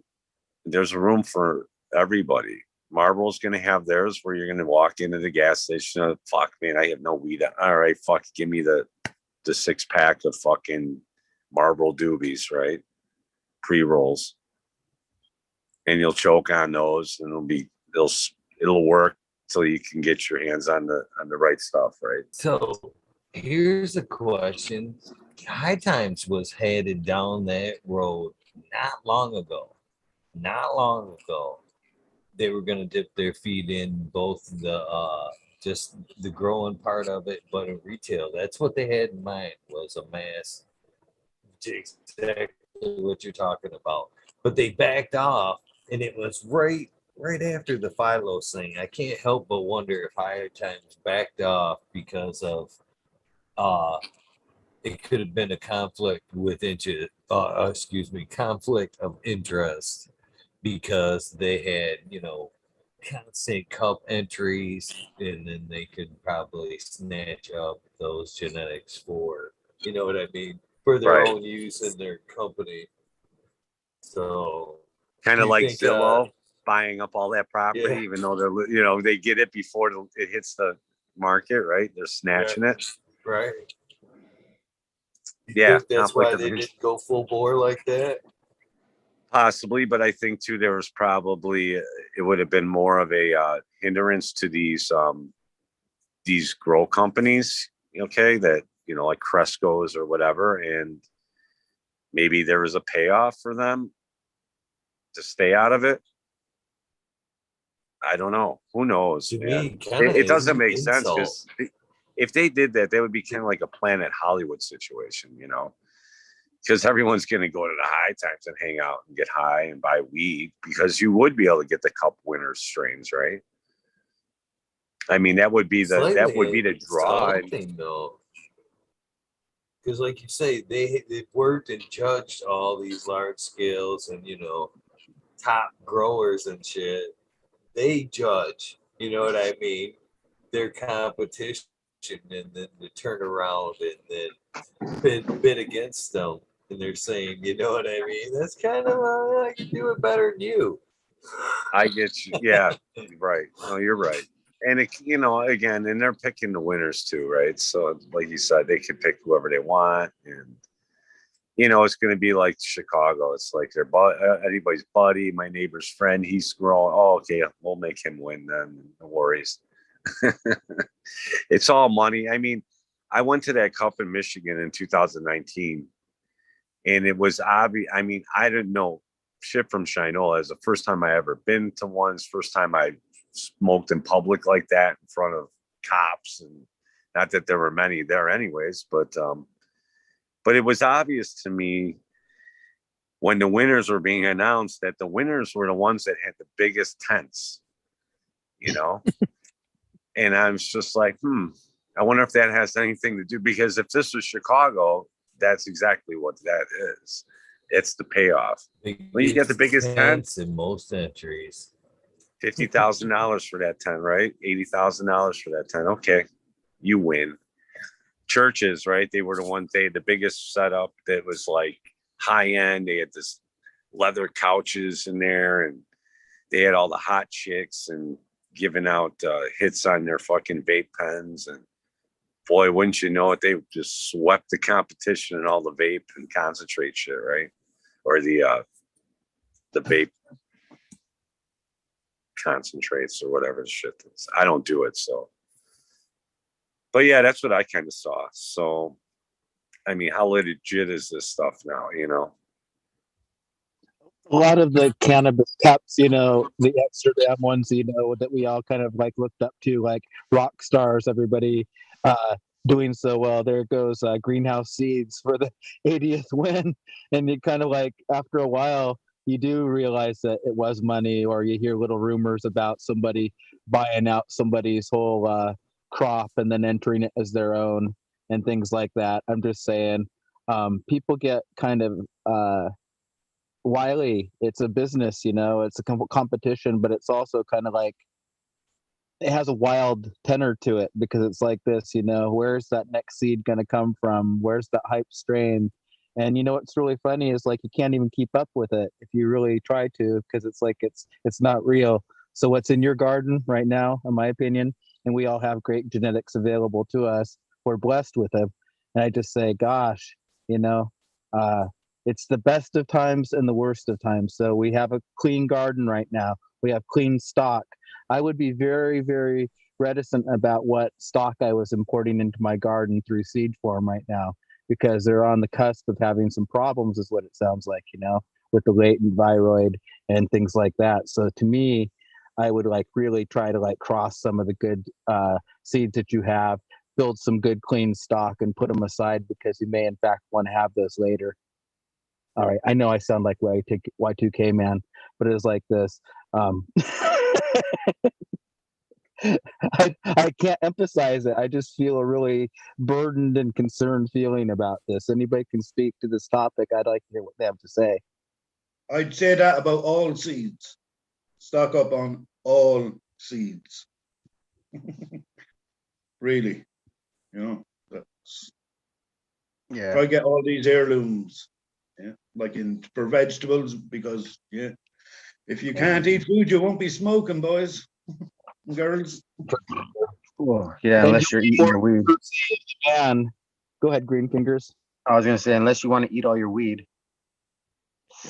But you can eat it. It's all right to a certain point, but but then you so won't have to I sorted my beeps out. The beeps are gone, So every seed you can, like Meow said, any seed, just put it in your seed bank. Any fucking seed. Doesn't matter if it's a flower, food, anything. Just every seed beneficial to the planet. All the exotic fruit that I got last year from, we got exotic boxes and all this, and I took all the seed, all the dragon, every one of the seeds. I got them all. Just because we were growing indoors, and why not try? Oh yeah. And that bedroom is going, like a tropical room. It's 18 hours of daylight, and So I'm just going to see where I can go with this. In a small way, not.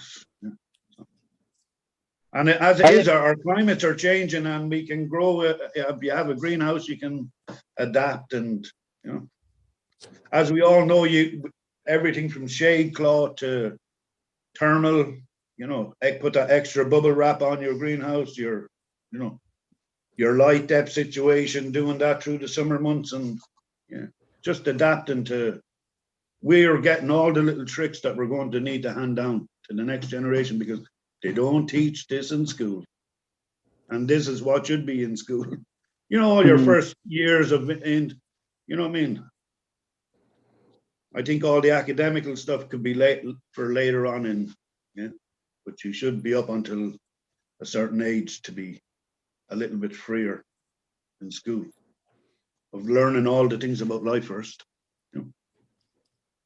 Meaulflower, you've been in hash cultures, but they're agrarians as well. They're agrarians first, they have to have a way to eat, they cultivate probably one plant like another. So, I had ever tried I got to grow the Pakistani Chitral Kush, and it has a real unique character, the smell of it, the shape of the leaves, the frostiness of it. It's unconventional by our own morphology. So I'm saying, you're unmuted. You need to be unmuted. You showed pictures of that yesterday, was it? I see the last time. The beautiful structure on that bud, the way that all the leaf, and that's really just pure hash plant. That's what I would exactly. That's what I thought. If you were wanting to make hand, that's what you want. You just want surface area to take off that. Come back 2 days later, and hopefully there's more. It's like that's or next week. That's what they're doing. But it's a beautiful, beautiful plant. I love the colors.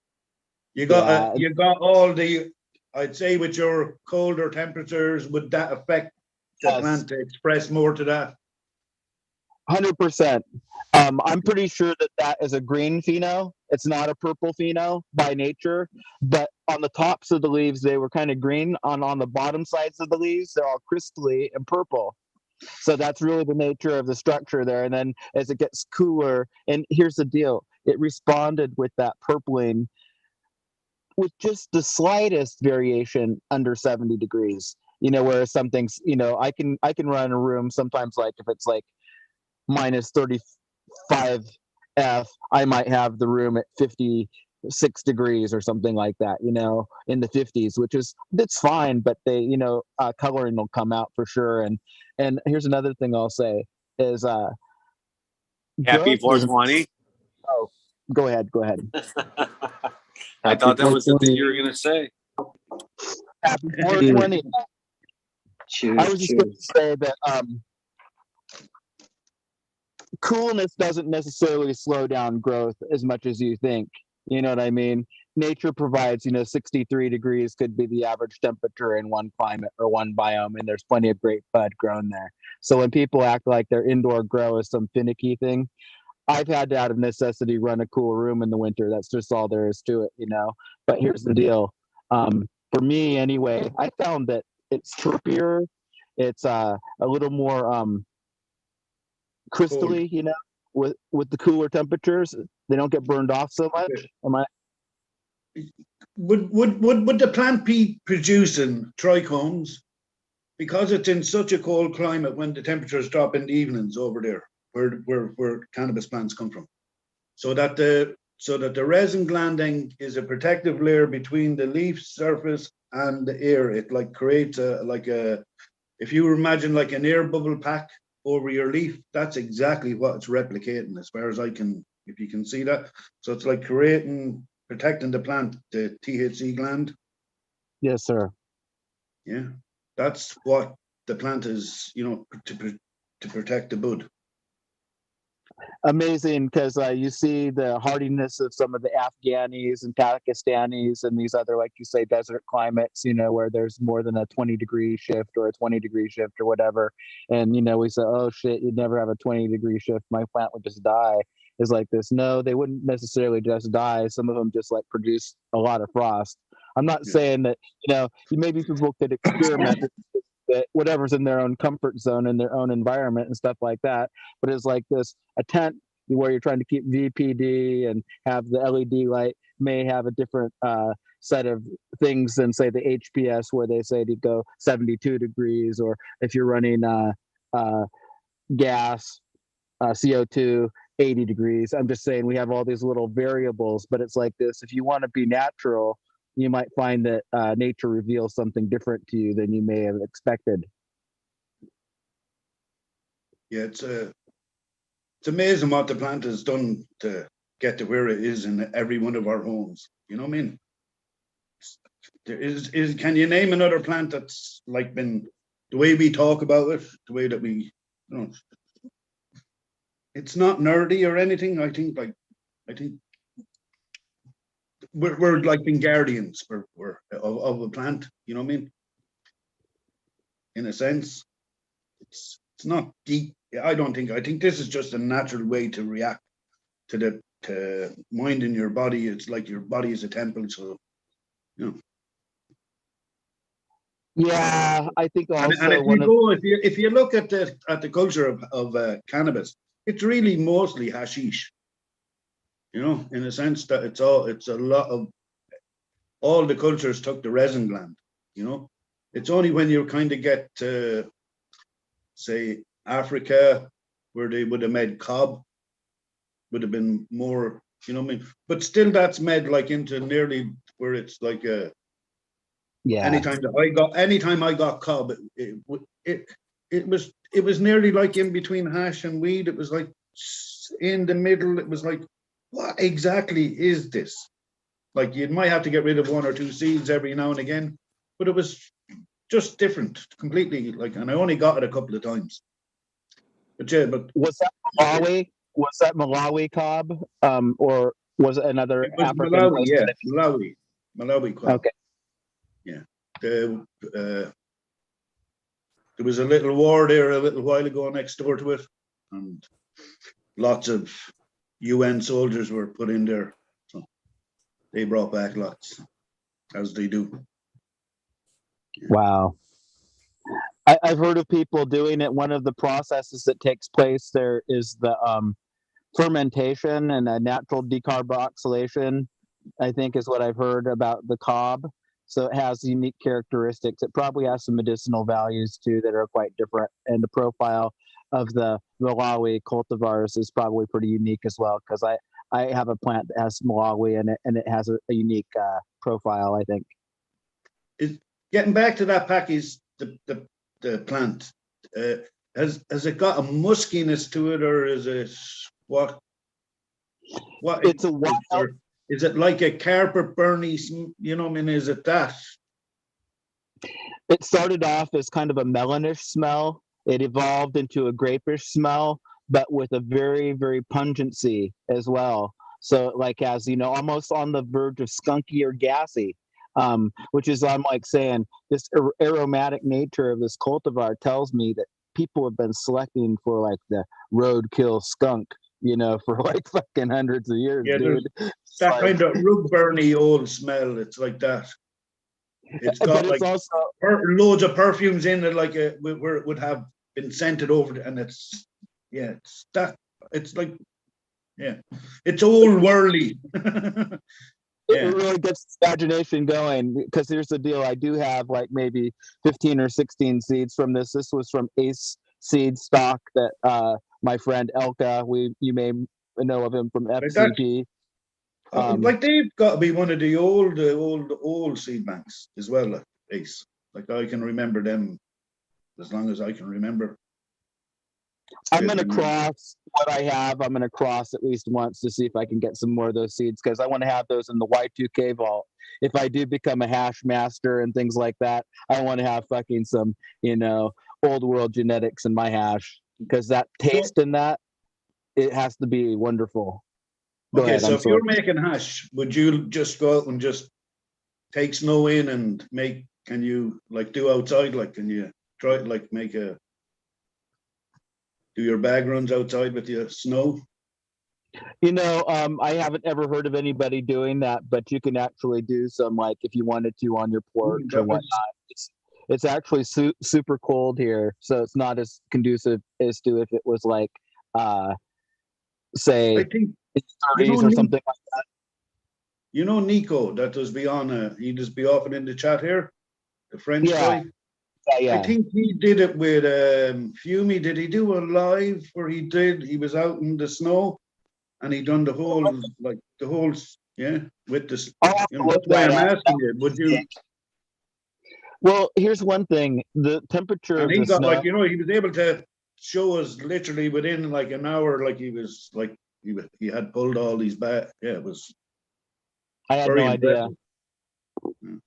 Wow. That sounds like a kind of tech that I would like, just from the perspective of we try to do things kind of on the think local, think global, Yeah, act he was local.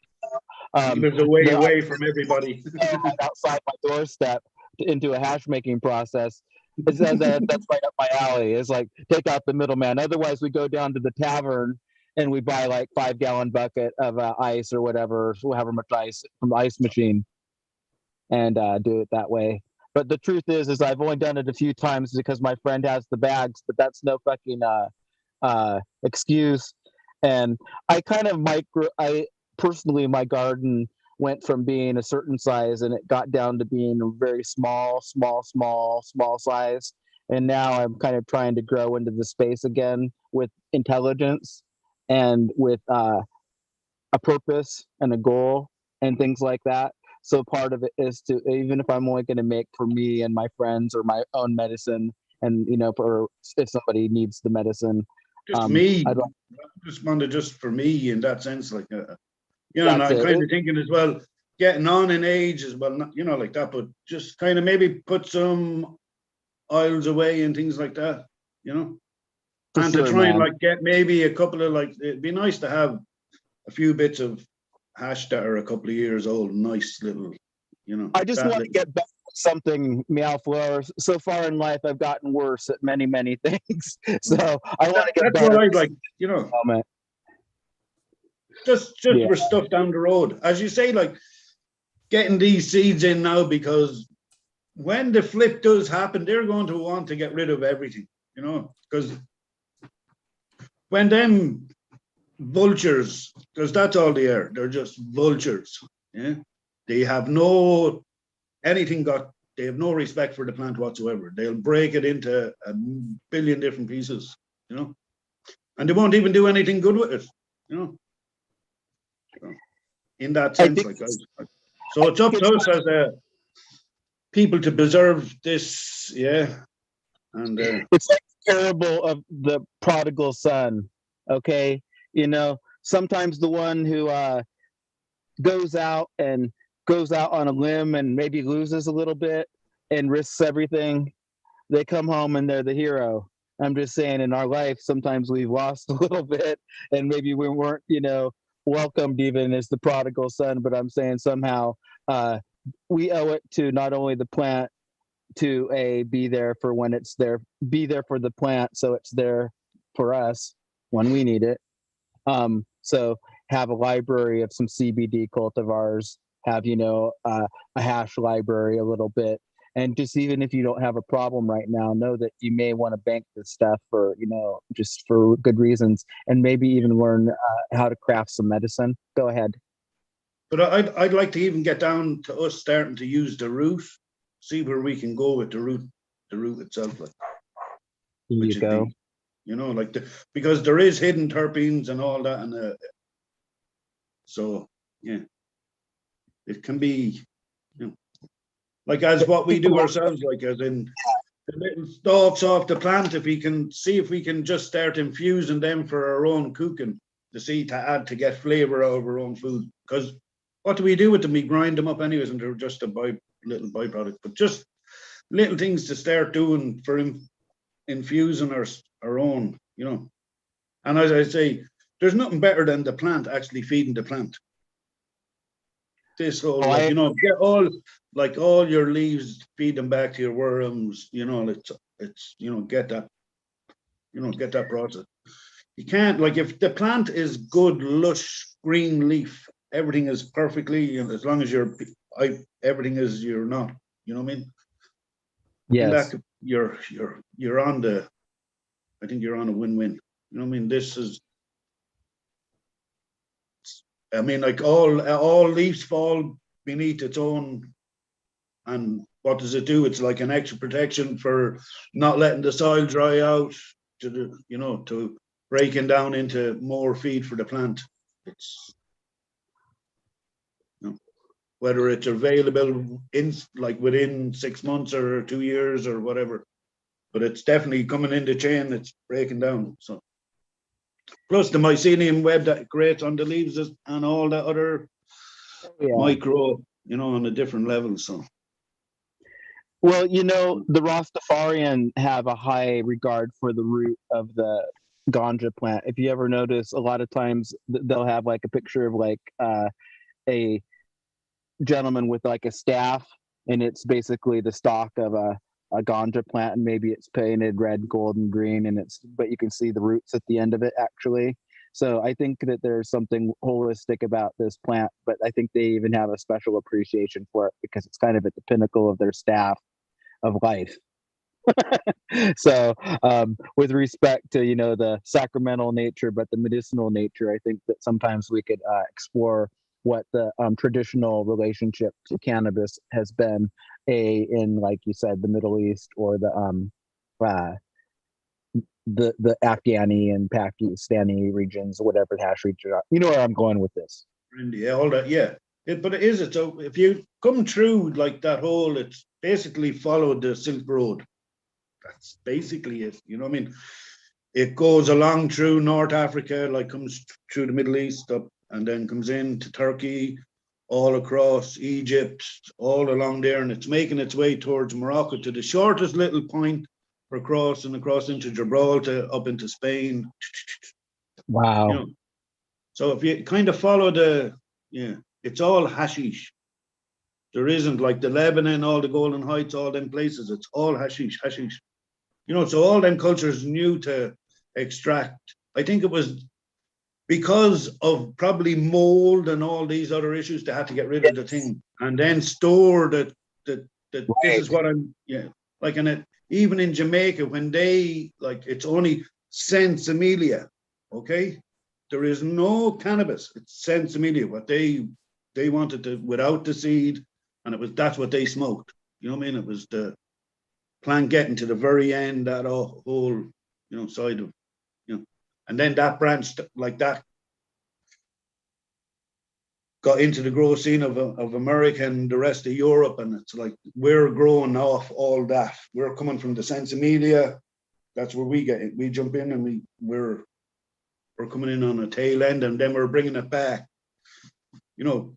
As we go searching for these other genetics. You know what I mean? Right. And if you look at Jamaica is West Indian. You know what I mean? They were brought from the West Indies. If you look there, it's not like, you know, to be African, but to be West Indies. There'd be, if you look, they're like nearly, it's like looking at Shiva. Okay, the dreadlocks, all that, like, come on. Like, it's not like the chalice, the whole lot. It's like, yeah. So, The killer. yeah, everything is there. It's not like you're not, like, I'm not. Okay, Go ahead. So the culture's just whatever little, yeah, happened on a little island just off America's, you know, in that sense. And now it's so, and they smoke hashish. You know, if you get to the root of, that's what I meant to say as well. If you get to the root of Jamaica, it's all hashish. That's what they were smoking, gum. They were smoking gum back, you know, like, so the cannabis thing is like a 70s revival, you know, the 60s, 70s, you know, it gets to the 80s and we'll go hits from the bong was the best thing that ever happened. You know what I mean? Cypress Hill, fucking, you know what I mean? They just, and that's, you know, we're all riding that wave of not to be afraid, and we don't have to, we can sing about it. We have our own culture, you know what I mean? And it's then my friends were bringing me to, okay, I'll bring you to Morocco. I'll show you this. I done that for a few other people. They do it for other people. It's like a hand me down, go to the same farms, the same tradition, not changed, you know. And the same with the people going to India. You go with somebody that knows, you know. And it's like you're paying homage to the original path. It's like you're going, and you'll be on the same trail as Frenchie was on. You'd be, you know, you meet the same guides. You'd mention Frenchie, they'd say, yeah, you know, these. And it's a small word, and it's still there for everybody to go, and it's all back open again. So, yeah. And this pretty amazing. So we're going to like we're only on the cusp of like what is happening with hashish. That Whistle Tech and them boys, what they're doing with, like, you know what I mean, all that stuff, like been able to run it like a ton a day. Yes, we're getting there. You know, it's a small gains for us. We just need to find people that are articulately able to speak, to represent us at a legal level, to be able to really go and fight our corner and not be backy down, have any, you know what I mean, but to be outspoken, to really talk these people down on a, like, to be, okay? And we need to just be, to be articulated. I'm not the one, or I wouldn't be, but there is people out there that are, and that's what we need to be pushed to the forefront to really, because that's what, if you're not able to speak politically correct to them people, we ain't going anywhere. You know what I mean? In that sense, we have to talk their jargon in that sense. And, you know, that it's not a bunch of criminals. It's a bunch of people looking after their fucking health. You know, really, that's what it's about. This is our health. You know what I mean? Like most of us have stopped smoking tobacco. We've all fell through that thing. It's like, yeah, you're a teenager, yeah. So, and the same with, like, you know what I mean? It was the lack of having a constant supply that we were half cutting it down with tobacco to make it last longer. That's the only thing. Same with, you know what I mean? It's like indigenous rights. We have all known that, you know, there are grievances that Native America has had with the federal government. We're just talking about America, okay? We know that certain things had to be rewritten, and they would have to be addressed in a court of law. And, you know, certain things, you know, about these definitions. So when you had people, there's still injustice going on to this day, but there's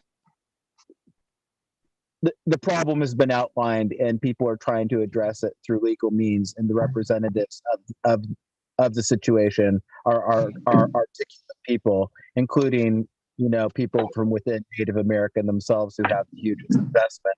So when I think of ganja, I think ganja as being almost like an indigenous plant, you know, a controlled substance of a wild plant, an ethnogen, or whatever you want to call it.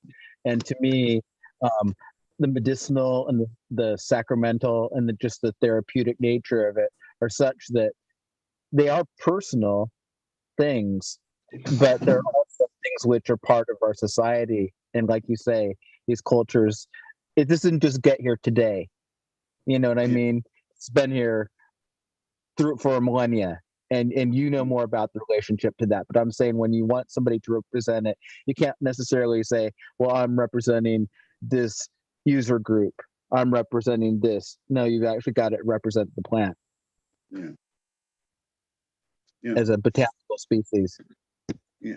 We really need to have pushed that to the forefront, because that's where we're going to win. You know what I mean? Is that be politically, like, you know what I mean? Have all the wording for them, because you know, we're just like my beeping in the background there that was going on. We're just, that's like, we only get that every so we come, and it's like, oh, they squeaked again, you know.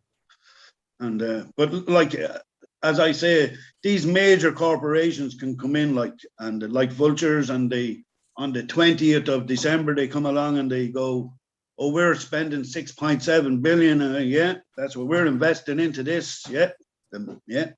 On the 12th of fucking January, oh, we've got this compound of blah, blah, blah, blah. Okay. And it's like, really? Oh, yeah. Oh, you just fed all your investors. Oh, yeah. Oh, a week later, this shit fucking stops. You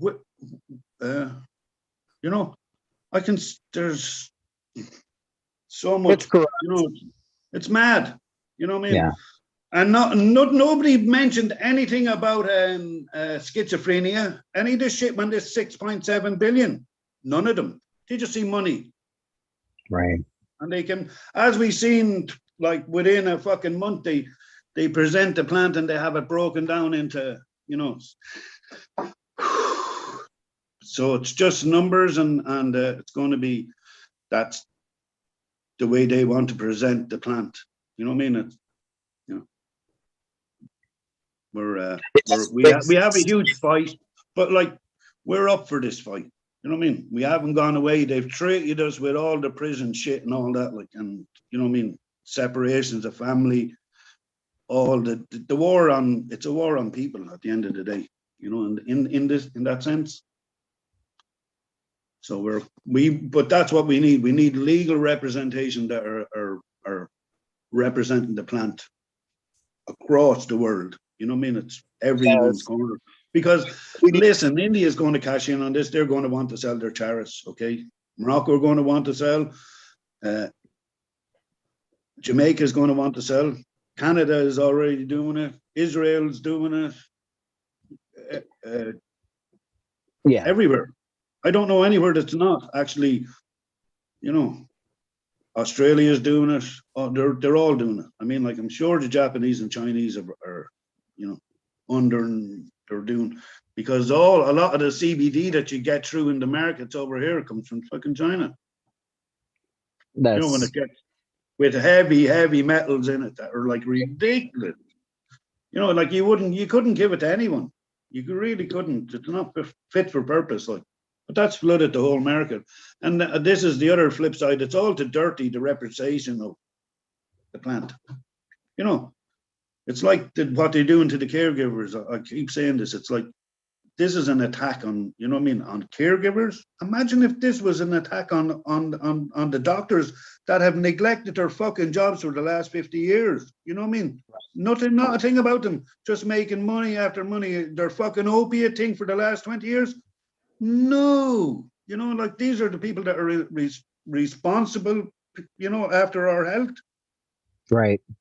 No. We need the medical community and the scientific community to come together representing the plant.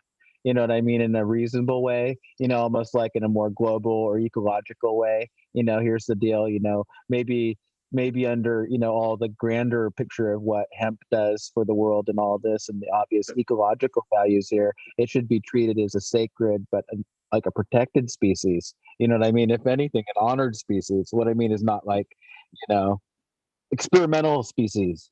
It's an experimental species.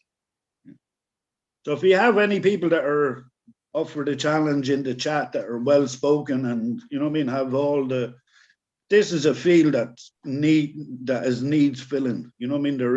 There's going to be a lot of work in it. You know what I mean? And that's where, if you could get people to, I know it's not the activism side of it. It's not that. It's just representation. That's what you do. You're not going out and you're not holding rallies or anything like that. You're going straight to the doors and going, no, you know what I mean? But I mean, like, as in career politicians, they don't want to see us at all. They don't want us near. It's like, no, you know, like, because they know that there's so much, you know, attached to it that, you know, it's dodgy for them.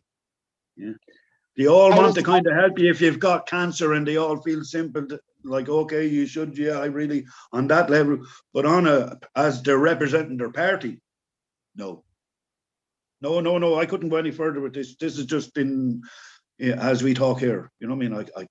I really couldn't know. No, I'd have to hold, and it's like these parties are. They're like there's a chair over them, and they have to speak through that fucking chair, like, you know, like that's what you're like. They've got like a guy that says, "Shut your mouth," you know, right? You know, and comes down and says to them, "Okay, you go and take a back seat there for," you know. So maybe we need some young people out there who are about, you know, a certain year of age, willing to dedicate their life to studying law. And, you know, you know, I'm just saying, because it's like this, there are some really sharp cats out there, and there are some people out there who could make a difference, and maybe they're just waiting for their time, you know, but it's like now is the time to come through, and like, it's because we really need you in that sense. It's now is, you know, and it's, in that sense, I'd give anybody any knowledge that I have, and or push them in the right directions to who to go and, you know, because as well as a lot of the people that have been to the forefront of this, sadly, are passing on, you know what I mean? And they've been very, very, like, we've lost vast sums of knowledge beyond I could ever, you know what I mean? Or there's that you can actually go and source, because it's not so much documented, it's more from people that they've held on to be able to articulate what they need to, you know what I mean? It comes from the heart, you know, in that sense. So, you know, but that's what it is. It's like, we need to kind of, if you're going to play the game with where we're going to become mainstream shop front, and that's where we want to, so every acceptable on this, we're in the shop front, and not just the CBD shitty car vape fucking shite. Like, that's not us. Yeah? We're, you know what I mean, full plant, you know what I mean? And that's what we have. Like, we have a court case coming up in June. We have a final dates here for CBD and THC for the first time. They have to, like, it's in the High Court. They can't, you know what I mean? They contested the thing of THC, and the people went, no, we're getting we're talking about the full plant here. We're not, no. You know, and so it's taken this long, you know what I mean? Because I can remember back in the 70s as a young kid thinking, wow, they're going to, you know what I mean? Because that's what everybody thought. And it wasn't like, you know what I mean? The next 2 years were like, there. And it was all that, you know what I mean? It's fucking mad how. So, yeah. We've been waiting for this for a long time, and it's just everything that's happened in between has just been a hindrance to. Imagine if we didn't have that last, where we'd be, just as people, you know. And if we didn't have all the other shit that's attached to it as well, like being macho saying this one's got bombs and this one's got this one and this one's got, and it's all just machoism, and it's all like men fucking, and none of this is really, like, we're all humans. At the end of the day, we all eat, breathe, and shit and die the exact same. So, and we all just want to rear our families and be, you know, and having, you know, it's all. Most of us were more worried about, like, feeding ourselves. You know what I mean? Like, we are privileged to be sitting here talking about, medicine It and takes, a it takes a health crisis for a nation to sometimes acknowledge the benefits of a plant. Example, when there was the AIDS epidemic, it opened and paved the way and showed the necessity for delivery of medicine, and people were doing it, like you said, activists. You know, getting this in San Francisco and places like that. You know, I'm just saying, but here's the thing: even this epidemic of COVID, they've come up with the idea that, you know, the herb and provides a certain amount of protection against penetration of this into the cells or whatever. So what I'm saying is this is a real good opportunity to re-emphasize the value of the medicine in rational terms and ways that as a tonic, you know what I'm saying? This is so obvious. Eagle knows it. I mean, it's like this. He deals with people every day who has different issues that a lot of people don't even acknowledge. Example, like, what do you think about the people who have like the fibromyalgia or the lupus or things like that? You know, they suffer a lot, but people kind of dismissive of over. those type of things. They suffer. Yeah, you know, you're just an hypochondriac or something like that. That's what I. Yeah, they get patronized, whatever. Horrible how people just go because they can't see a physical. It's like, what do you want me to have? PTSD You is know what I the mean? worst for that. Dangling, People don't understand that. What do people? And like you said, that's it's what I not don't. visible. Where is your empathy? Like, are you really drained of all? Like, what? And it is, and it's, yeah, and you get this from the doctors going, because they do not know anything apart from I'm prescription person, and yeah, I have a secretary out there, and you want to deal with, and just talk to her. Yeah, I have whatever 6, 7, 10 minutes for your 70 yo-yos. You know what I mean? And that's what you're allocated, and he just put you on the whatever he needs to do, stand you up, cough, boom, boom, squeeze your balls. You know what I mean? I'll put you in. I try to stay away from that guy. Poke around for, you know what I mean? This guy. Yeah. I'll go home and take these. And nobody ever comes back to you and says, you need to, are you still on them tablets? Like 40 fucking years later, and you go, yeah. Oh yeah, you just, you don't have any liver anymore. Yeah. Yeah. You never I drank. watched that shit. Yeah. Nerve medication. This is a true story. Not my biological father, but the man who raised me was one of the most outspoken gentlemen in my hometown. Very well known. Everybody loved him. Almost like a Cheers-like character everywhere you went. You know what I mean? Everybody knew, hey man, how you doing? And as a kid going around with him, that's the way we always felt. It's like we were with, a rock star, because everybody knew him. All of his friends always spoke good of him, and everybody made sure he was part of, if not the hub of every event. You know what I mean?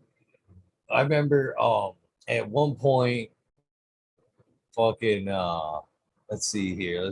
I want to say my 6th grade year. Yeah, my 6th grade year. He threw a fucking party that was 2 days long.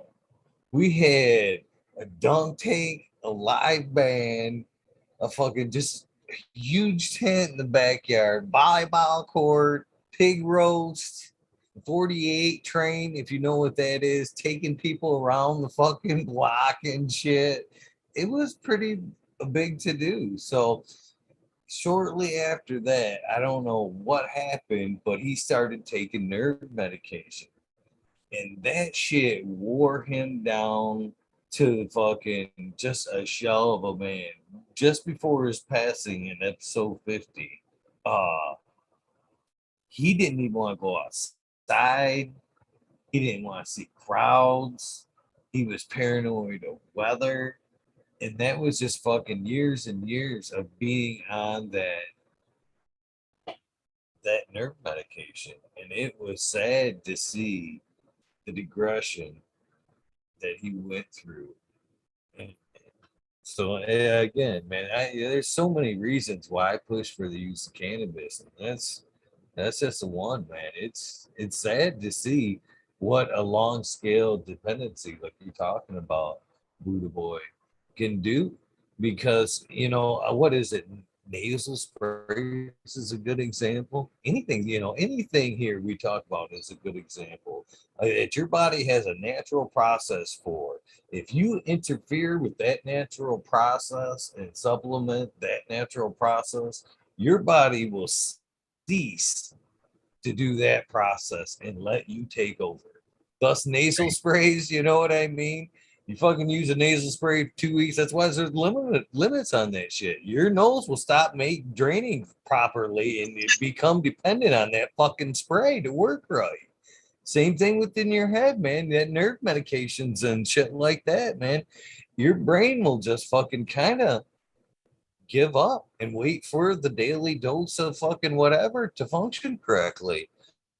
And at that point, you're at the doctor's mercy. It's just an up and down, back and forth. This one's working. Oh, you got side effects now from this one. Oh, there's much more shit. And once that happens, it's just a poisonous mess. It's really sad. Yeah, with respect towards those who are ailing, and there seem to be more and more every week. Really, honestly, I just say, I'd encourage people to take charge of their own personal life, their own stability, their own foundation, and kind of use this as a time to kind of reflect and kind of like they talk about separating the wheat from the chaff. Well, we got to do that in our own lives sometimes, because it's like this. Some of our habits are healthy and some of our habits are not healthy. And that's not just consumption habits. It can be ways of interacting that are stressful, or fucking this or that, because it's like this. I say to somebody, like, wouldn't you be better off spending $75 a month, going to the gym and getting some fresh air and airing out your, than whatever destruction path that you're on right now? I'm just not preaching to them. I'm just saying, and most of them aren't living in their bodies. Their bodies are armor against the world. They're not sense organs. It's a fight. It's fight waiting to happen. This body's wound up so tight. So anyway, that's what I have to say about that. I just Right, encourage. Buddha, though.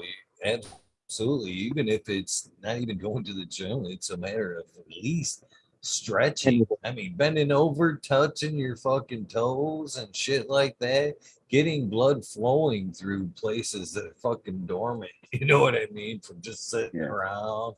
Very critical. Yeah, I mean, we joked about that the other day about, warm-ups before the job sites, but man, as you get older, man, just stretching in general, getting blood flowing through all parts of your body is critical to a long longevity.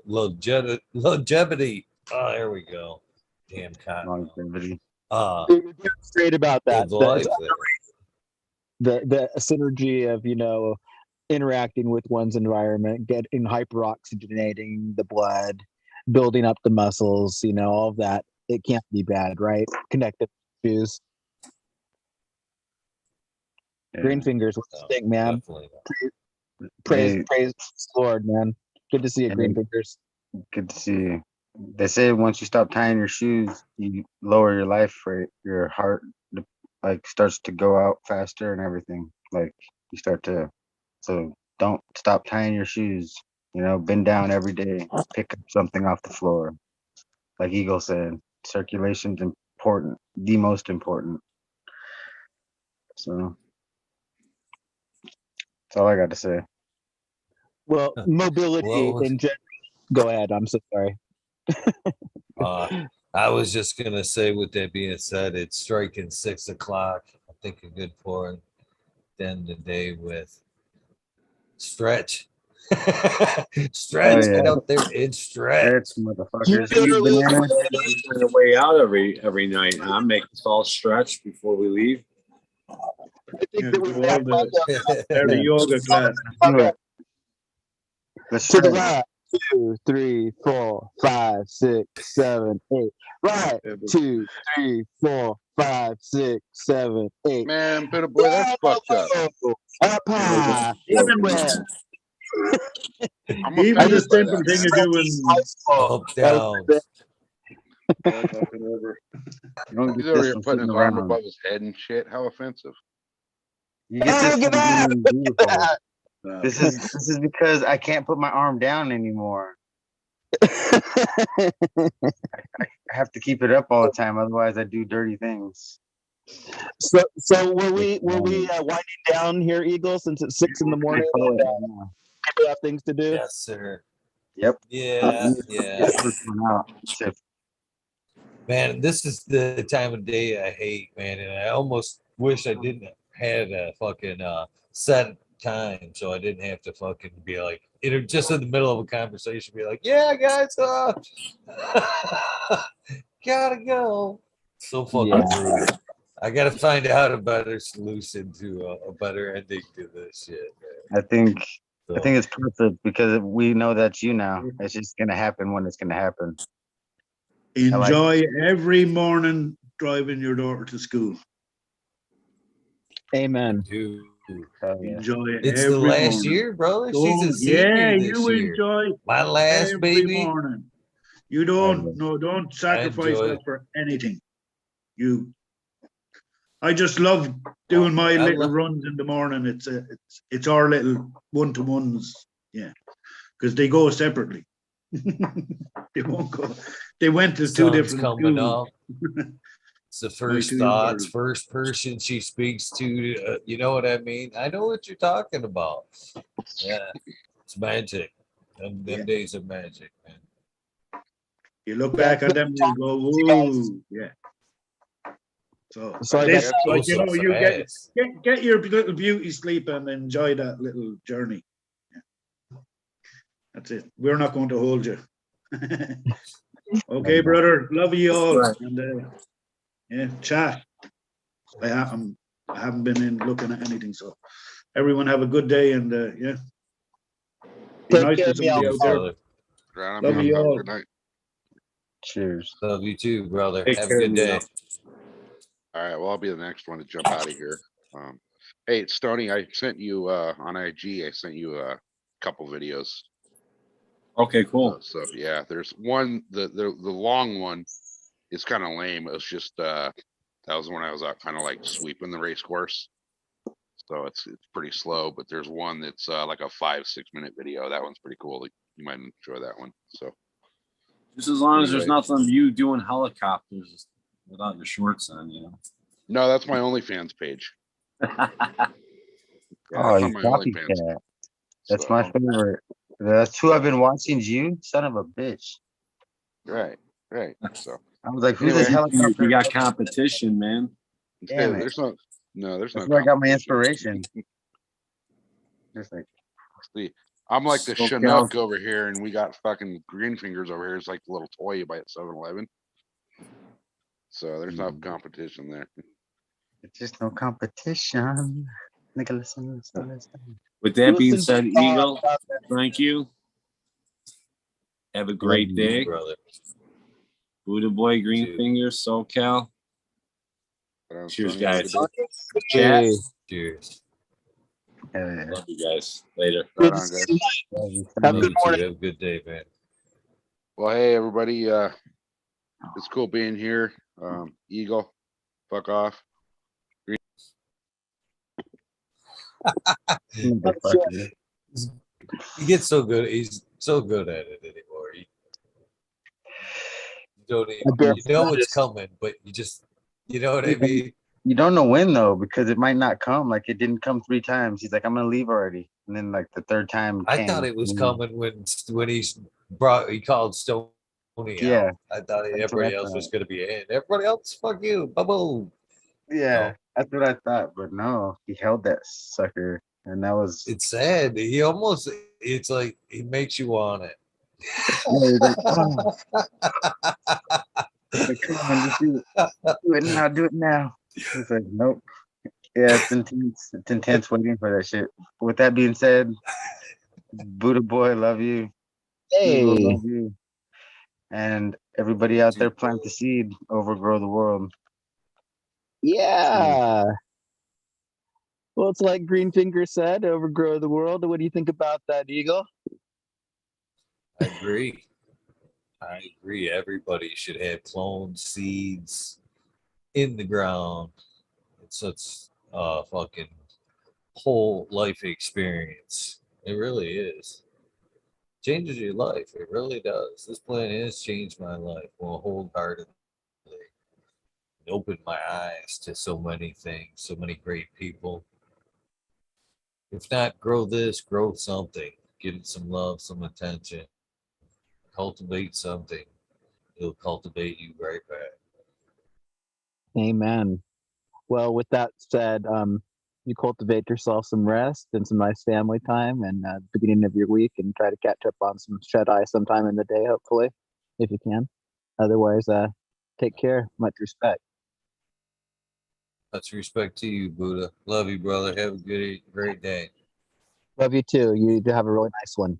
Let's see here if I can. You too. Technical problem.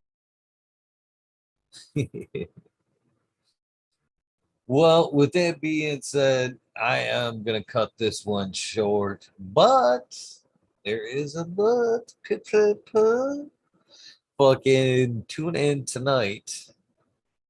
Weed Nerd World, Monday night mandatory Weed Nerd World, and we'll give away some of those hats, the Weed Nerd World hats, just to say I'm sorry for the no shout outs this morning. But with that being said, here's a shout out to all you guys, everybody that hangs out, man. I am a very blessed person that you guys come here night after night and have such a fun conversation. And tonight was no exception, man. Tonight was a lot of fun. So if you're just catching this portion of tonight, go back and watch because a lot of smiles were had tonight. With that being said, if this is the end of your day, your routine, please get some rest. If this is the beginning of your day, your journey, please take time for a little bit of self-love, a little bit of meditation along the lines of the day. Please take time to do something nice for somebody. Random acts of kindness do save lives. I am a living, breathing example of that. I ain't afraid to say it. With that being said, you guys have an amazing day. Kick your week off right. It is Monday. I will see you tonight, 2 a.m. Weed Nerd World. If you're a past guest, come join us. Come fucking hang out. You can dip out when it's time to get